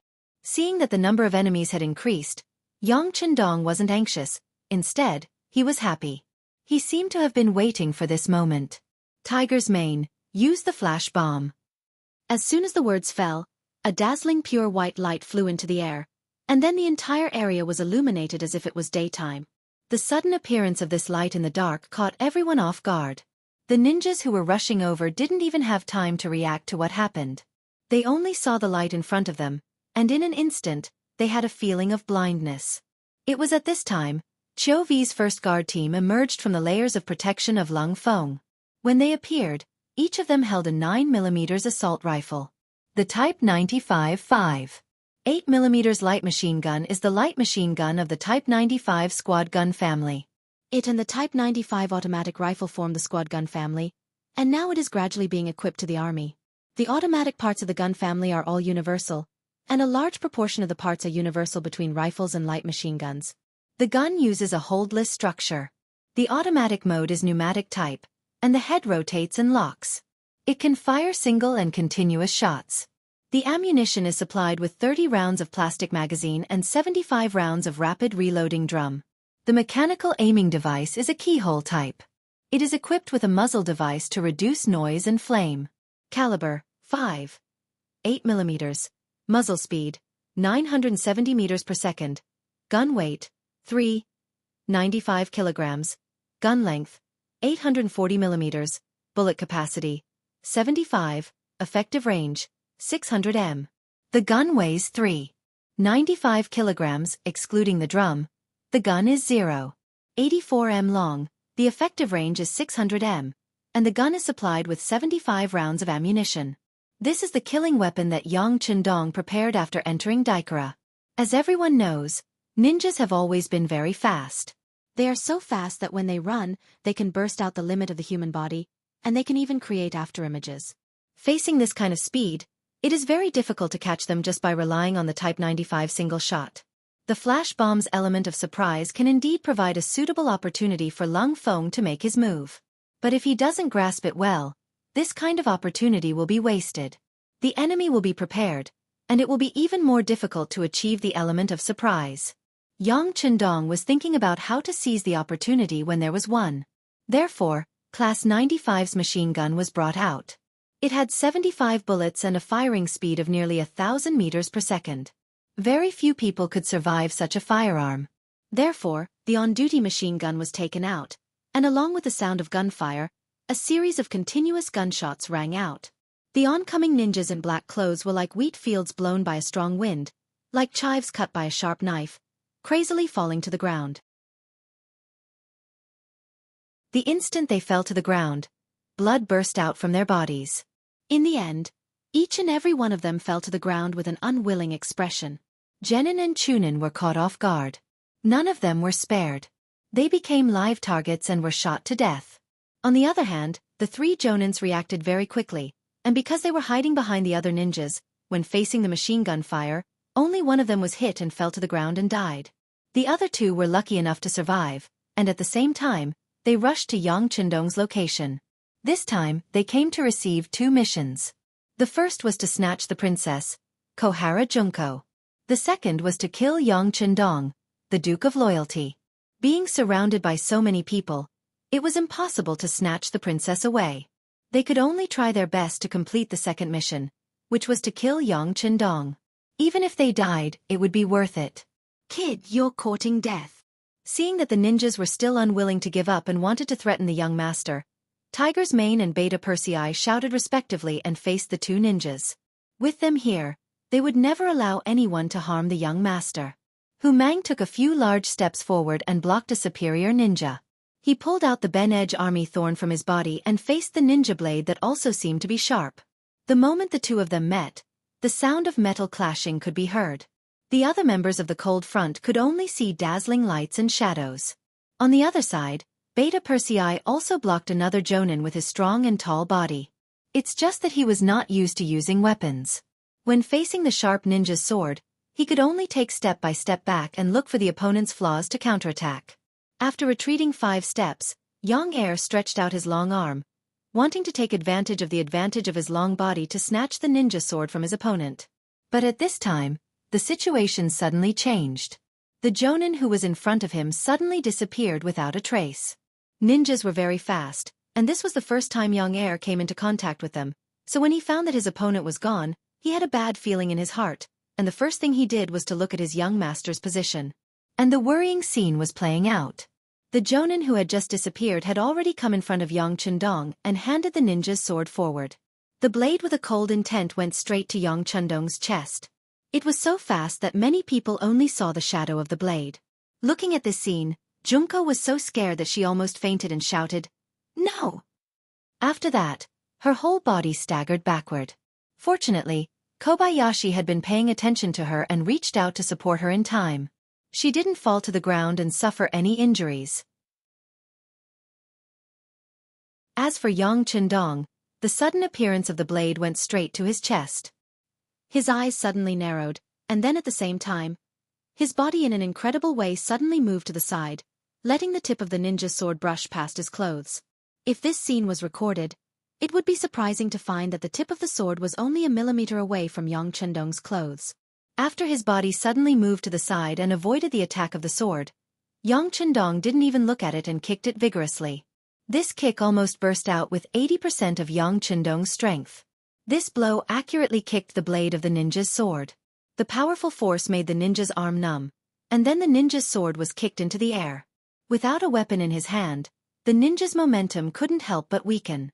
At this moment, Beta Persei finally arrived. He roared and rushed over. Then without any scruples, he used his huge body to hit the ninja's body. Bang! Under the powerful impact, the ninja's flexible but thin body flew upside down like a kite with a broken string. As he flew backwards, he spat out a mouthful of blood that splattered all over the ground. His body also turned into an arc and heavily fell to the ground. Young master, Beta Persei is guilty. His nearly 2-meter-tall body fell to the ground with a plop, kneeling in front of Yang Chendong, causing the ground to tremble as if it had been greatly shaken. "Dong Shui, are you okay?" Seeing that the situation seemed to be stable, Junko also broke away from Kobayashi's protection and hurriedly ran to Yang Chendong, then asked with concern, "I'm fine." Yang Chendong looked at Junko's bright and beautiful eyes and said. But just after he finished speaking, his eyes suddenly revealed a murderous aura, and then his body suddenly rotated, picking up Junko and dancing in the air. Junko was picked up. Her feet were off the ground, and she felt as if her whole body was flying at this moment. And in the process of rotating, 3 shiny ninja darts were shot toward her body. Junko, who didn't understand why Yang Chendong suddenly picked her up, finally understood that this was the last attack launched by the fallen ninja. He wanted to kill her. As soon as this thought flashed through her mind, she clearly heard the feeling of the dart entering her body. Then she noticed that Yang Chendong, who was holding her, had a tight face and slightly wrinkled eyebrows. It was obvious that he was hit by the dart. Ah! Yang Chendong was hit by a dart in order to save her. At this moment, Junko couldn't stop her tears from flowing out. If it was Kobayashi who did this, she wouldn't feel the slightest bit surprised. Since he was a guard, he should be prepared to protect his master with his life. But the one who saved her was Yang Chendong, so she was moved to tears. He was the Dong Shui. He was the loyal and courageous duke of the great Ming dynasty. He was the youngest noble in the great Ming dynasty, and also a newly risen noble. He had an uncountable amount of wealth, loyal and powerful subordinates, for beautiful wives who were loved by everyone, and why did he save her? He still had a great youth, he still had a bright future, and he didn't even have a descendant until now. How could he, as the princess of the Japanese royal family, she knows a lot about ninjas, even if she doesn't know them very well. Most of the ninja darts were stained with poison. Once thrown out, it would enter the body. Unless the antidote could be immediately obtained, otherwise, it would be a dead end. This was also the reason why ninjas were feared. Under normal circumstances, ninjas would complete certain death missions, and it was absolutely impossible for them to carry the antidote with them. In other words, Yang Chendong was hit by a ninja dart, and it was very likely that he wouldn't be able to survive. Junko's face was full of worry. After Yang Chendong's body trembled, He put her down. Immediately, Junko's shout rang in his ears. No! You can't die! It's not worth it for you to do this for me.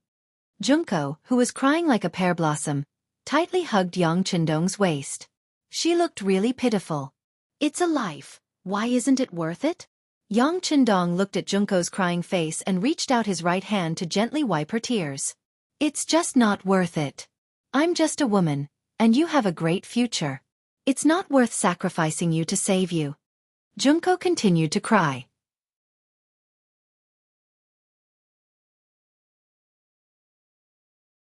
Chapter 267.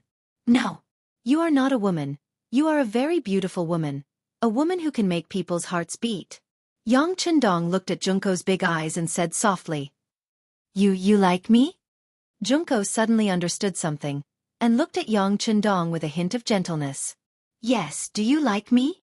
Yang Qindong bravely admitted, then looked at Junko and asked seriously. In Yang Qindong's eyes, Junko was not only cute and beautiful, but also had a tenacious character that deeply attracted him. Especially when he knew that this woman learned a lot of knowledge and suffered a lot of unimaginable pain in order to strengthen the Japanese royal family. He felt even more distressed. Such a beautiful girl should be protected, instead of fighting like a man, or even risking her life. Junko didn't know how to answer for a moment, and her eyes flashed with a hint of panic. She was taught from a young age that she couldn't easily like a person, because she had a very important mission, and before she completed her mission, she couldn't easily say the word, love. Seeing that Junko was avoiding something, Yang Qindong knew that she still had a psychological barrier, and if he couldn't take this opportunity to break through, it would be even more difficult to make her reveal her true feelings next time. For this reason, he continued to ask, "What's wrong? Even now, can't you tell me the truth?" I like you too." After being reminded, Junko suddenly remembered that Yang Qindong had been poisoned by the ninja dart, and perhaps he wouldn't be able to live happily. At this time, what was the point of confessing her true feelings to him? I like you too. Finally, Junko's psychological barrier was broken under this special circumstance. She said to Yang Qindong, "I like you, and I have liked you since a long time ago. Even if you have other women, I am willing to be one of them, but..." "All right, that's enough." Hearing Junko's confession, Yang Qindong nodded with satisfaction. He then released his hand from Junko's slender waist, turned around and walked towards the jonin who was groaning on the ground. Yang Qindong walked in front of the jonin, and a handgun appeared in his hand. With a slight movement of his right index finger, a gunshot was heard, and a bloody hole appeared in between the jonin's eyebrows. Blood was flowing out non-stop. After finishing off the jonin who threw the ninja dart, Yang Qindong slowly turned his head and looked at Beta Persei and said, "I have taught you more than once that being merciful to the opponent is being cruel to ourselves. But just now, this man who is about to die launched his final attack and almost took your young master's life. This time, all of you are at fault. Do you know your crimes?"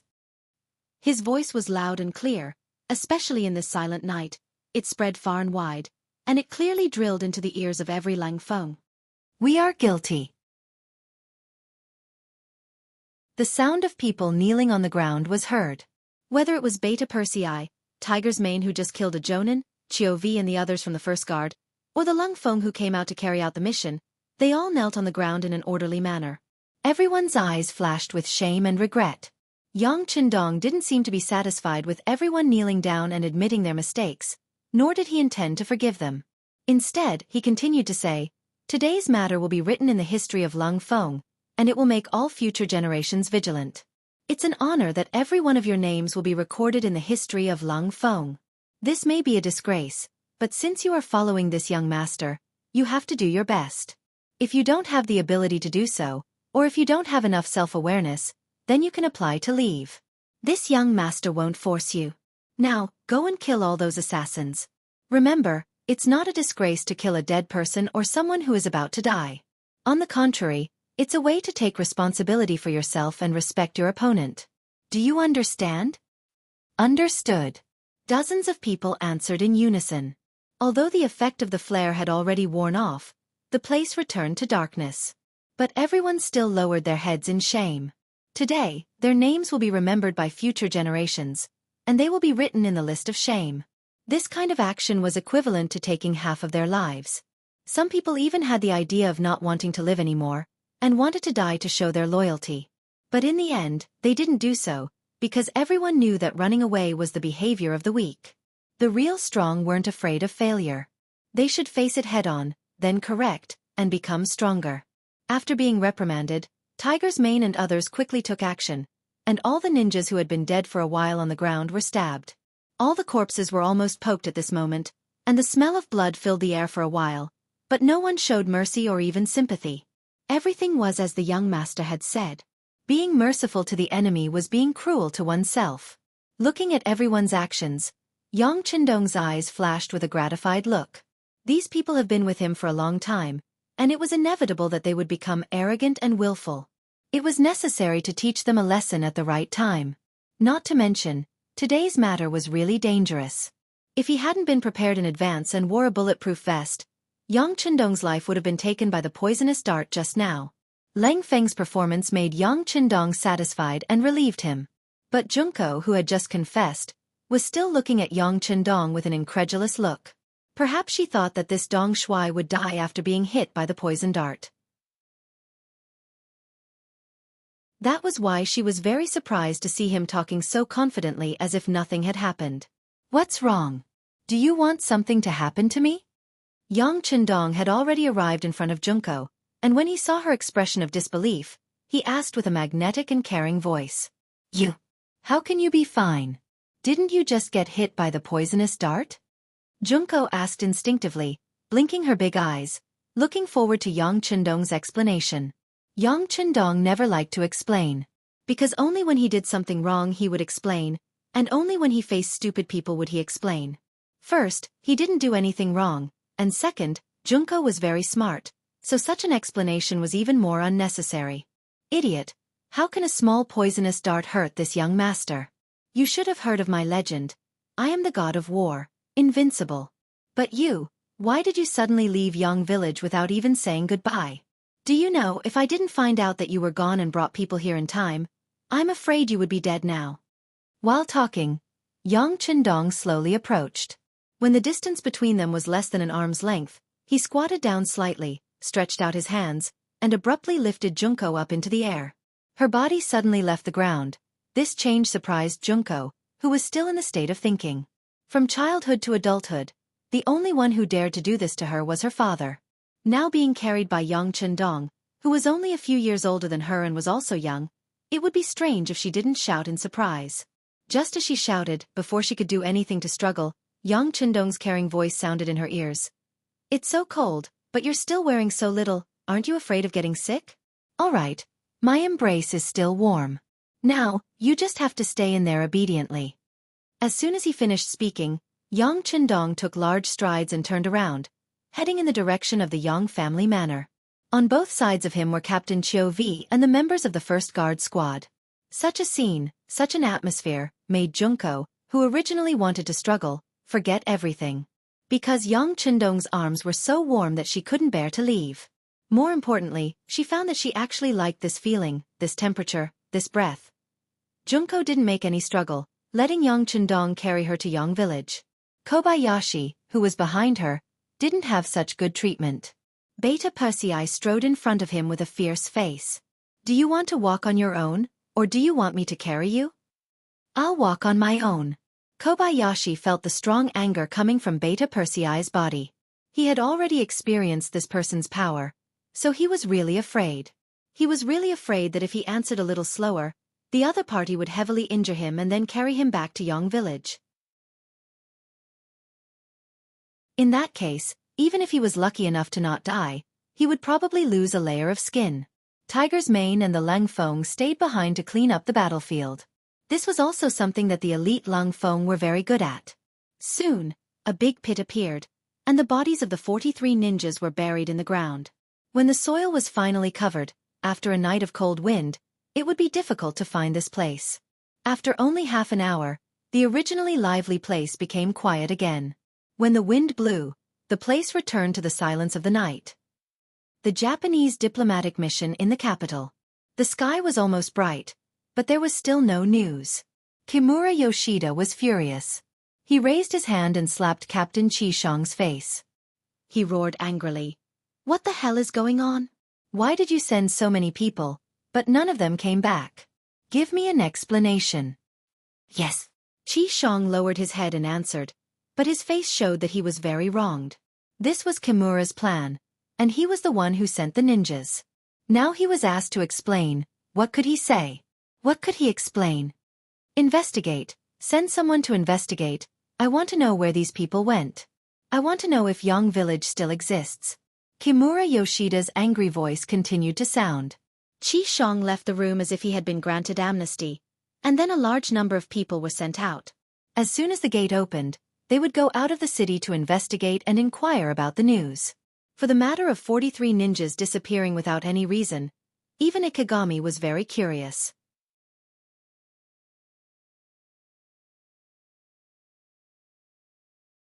Chapter 268. The attack of the ninjas was originally a secret. Even he was the last to know about it. Then who was it that leaked the news? Let them all be wiped out, and none of them return. Also, what kind of existence was Xianxia village?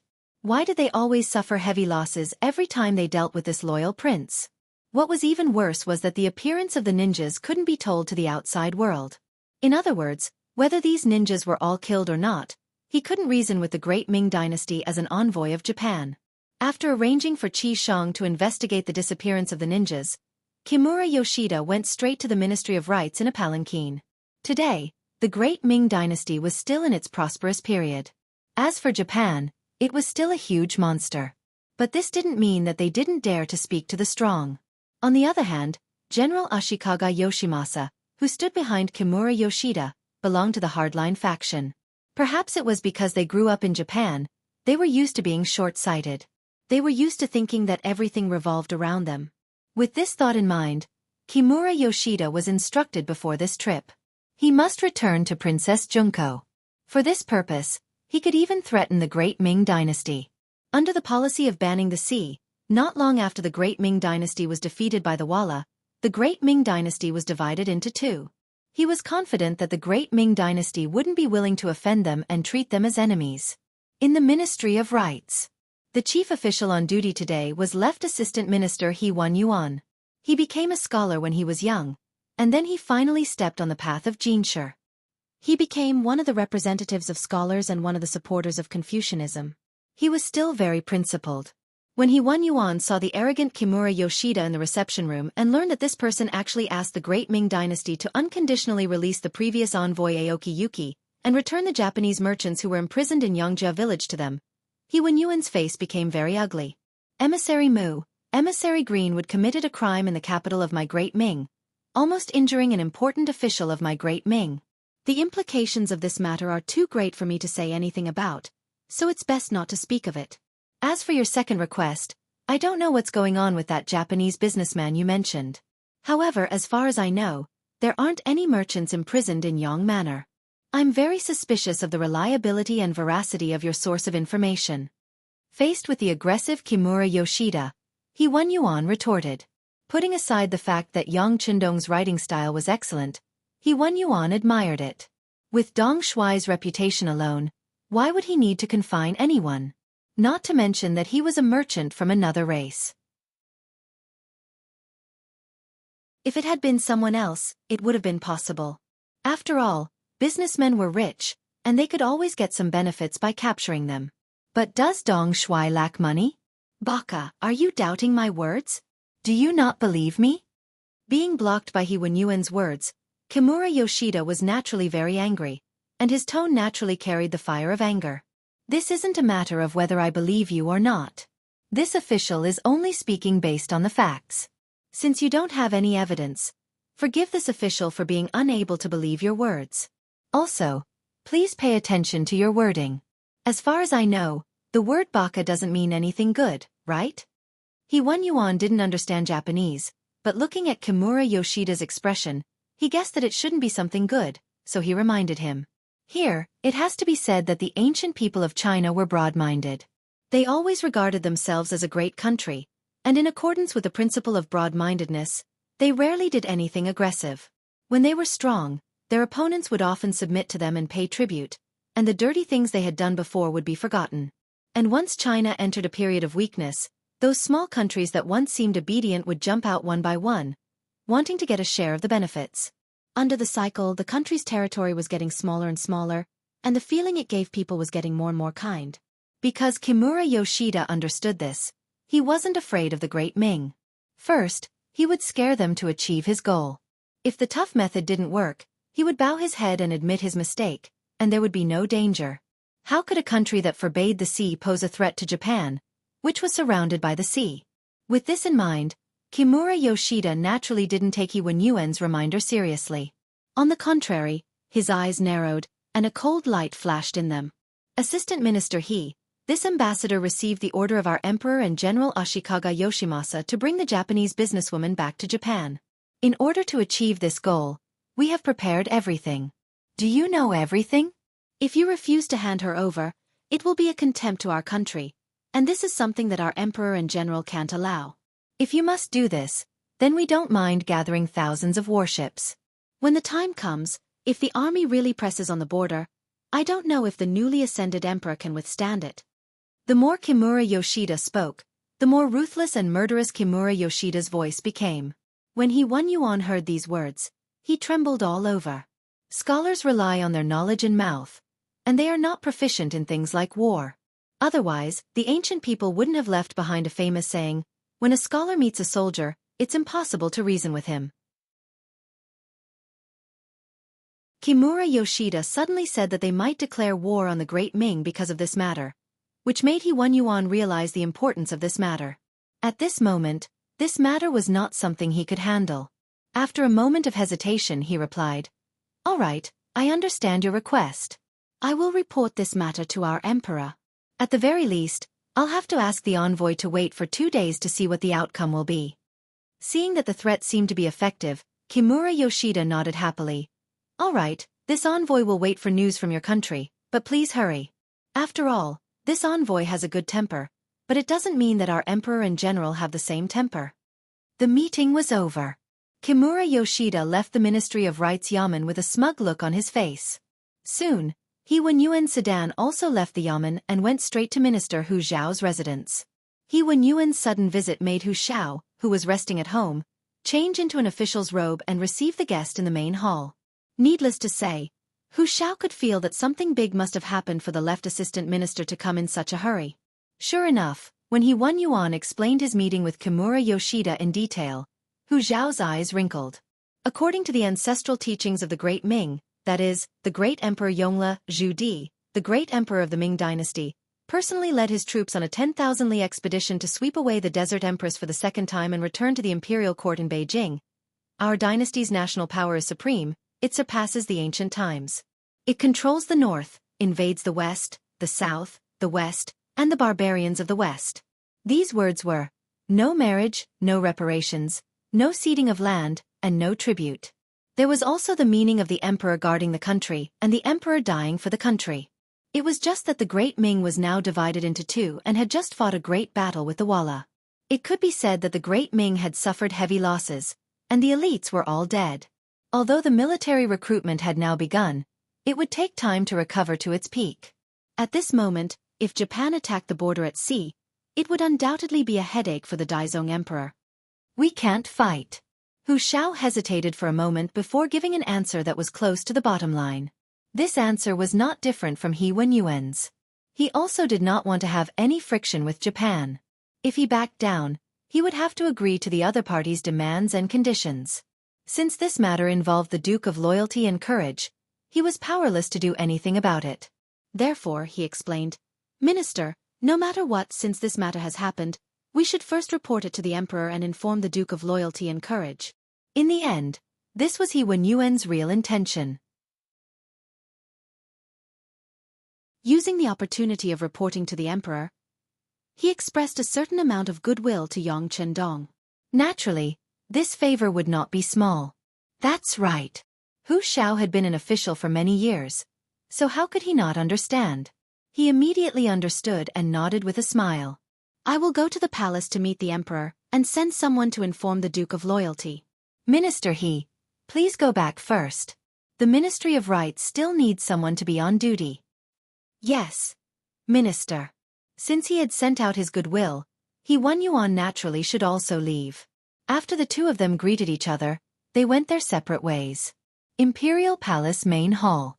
Hu Shao was standing in front of the Daizong Emperor, Zhu Qiyu, and recounted everything that He Yuan had reported. After he finished speaking, he quickly closed his mouth. The emperor needed time to think, and as an official, he only needed to report the matter. As for how to deal with it would be up to the emperor to decide.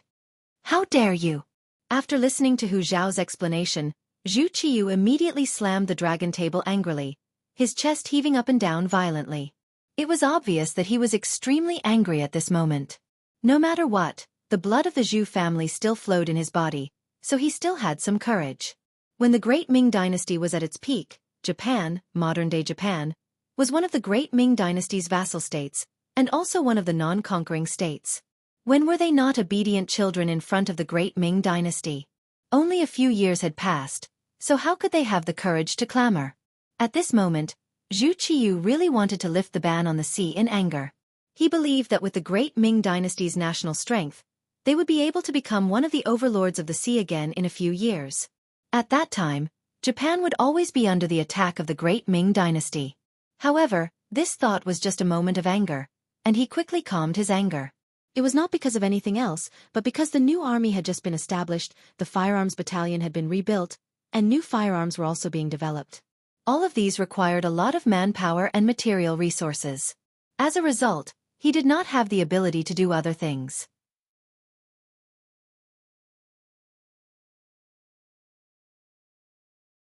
Chapter 269. Your Majesty, please calm down.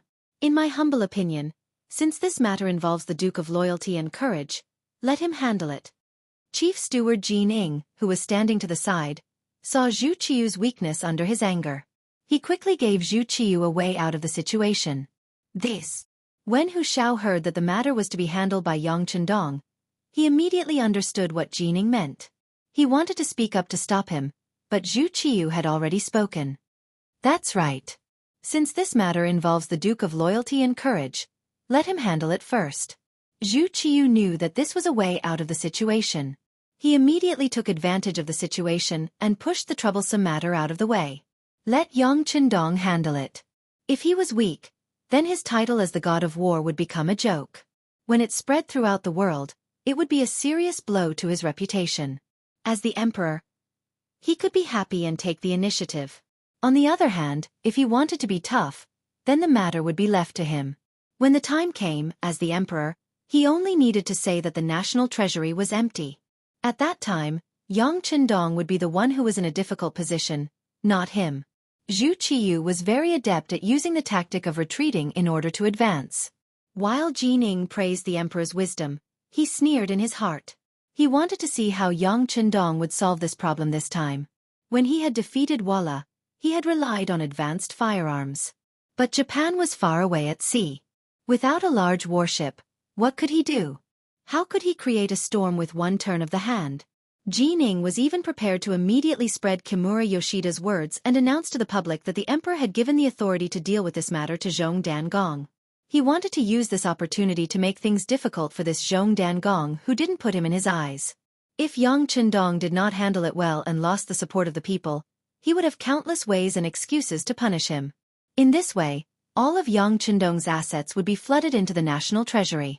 As the one who carried out the order, he would certainly benefit greatly from it.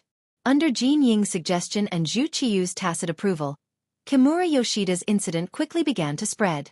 It didn't take long for the cause and effect of the incident to spread all over the streets. In the Yang Chendong's manor 15 li south of the city, Yang Chendong also saw the emperor's decree. There seemed to be a tacit understanding between them.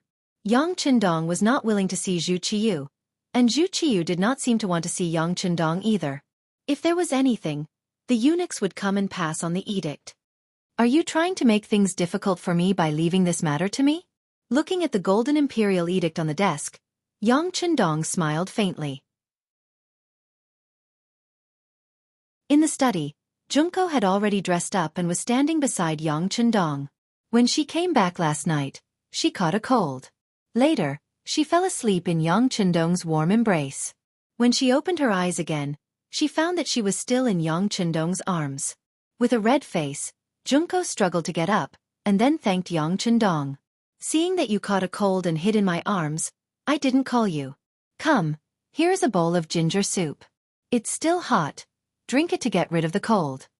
Yang Chendong saw Junko struggling to get up, laughed, and reached out to hug her again.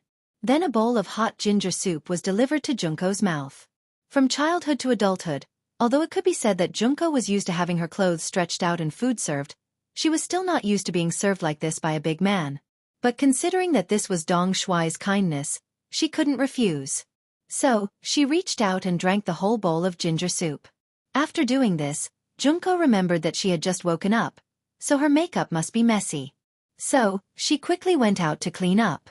When she came back, before she could say a few words to Yang Chendong, Zhu Qiu's imperial decree arrived. Junko was a very smart girl. The moment she saw the imperial decree, she thought of a lot of things. When she thought of the things she had heard before, she said with a surprised face, "Your great Ming Emperor is so powerful. He clearly wants to push the trouble to you." "Don't say that about our emperor." Yang Chendong smiled and reached out to touch Junko's nose, and then said, "How can I not know what the emperor means? If he didn't do this, I would have intervened." "Is it because of me?" Junko looked at Yang Chendong curiously.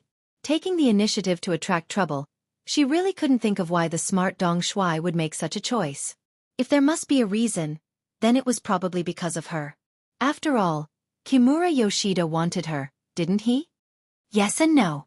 Yang Chendong gave an ambiguous answer. Few people who were born in China in the future had a good impression of Japan. Most of them even had a trace of resentment in their hearts, so they were called angry youths. Unfortunately, Yang Dong in his previous life was one of them. In this life, he became Yang Chendong, but this kind of thinking didn't change at all.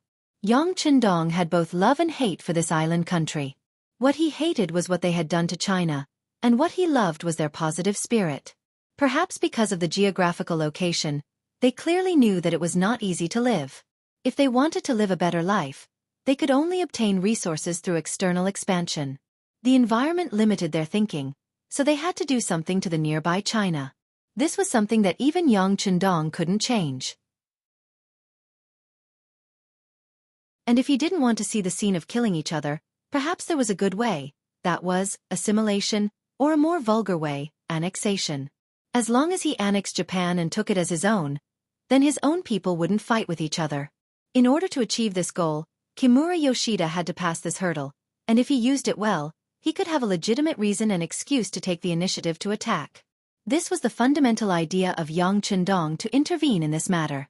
But Junko must have thought that it was because of her. So Yang Chendong didn't need to explain anything. He gave a yes and no, but in Junko's ears, it made her very grateful. She naturally didn't know the ambition of the man in front of her. She simply thought that he was looking for trouble to protect her. At this moment, her love for Yang Chendong in her heart increased. A man who could take on such a big thing for her, even risking his life to save her, such a man was worthy of her life. "Come, arrange something, I want to see Kimura Yoshida." Yang Chendong's voice sounded in the study, and soon the voice of Tiger's Mane came from outside. "Young master, we will arrange it." The news that Kimura Yoshida, an envoy of Japan, threatened to invade the Great Ming Dynasty spread like a whirlwind through the streets of the capital. For a time, everyone was talking about this matter. In the streets and alleys, there were always people in twos and threes talking about it. Perhaps because Japan was one of the vassal states of the Great Ming Dynasty, and because the capital was not near the sea, the people here didn't feel the trouble of Japan invading the sea, and there was no worry on their faces. They thought that it was nothing more than a small country that needed to be taught a lesson. How dare it provoke the Great Ming Dynasty? Because they were ignorant, they were fearless. Ordinary people knew too little about the outside world. What they knew was limited, so they were fearless. However, for some scholars and businessmen who had traveled far and wide, because they had seen and heard a lot, they would not be so relaxed.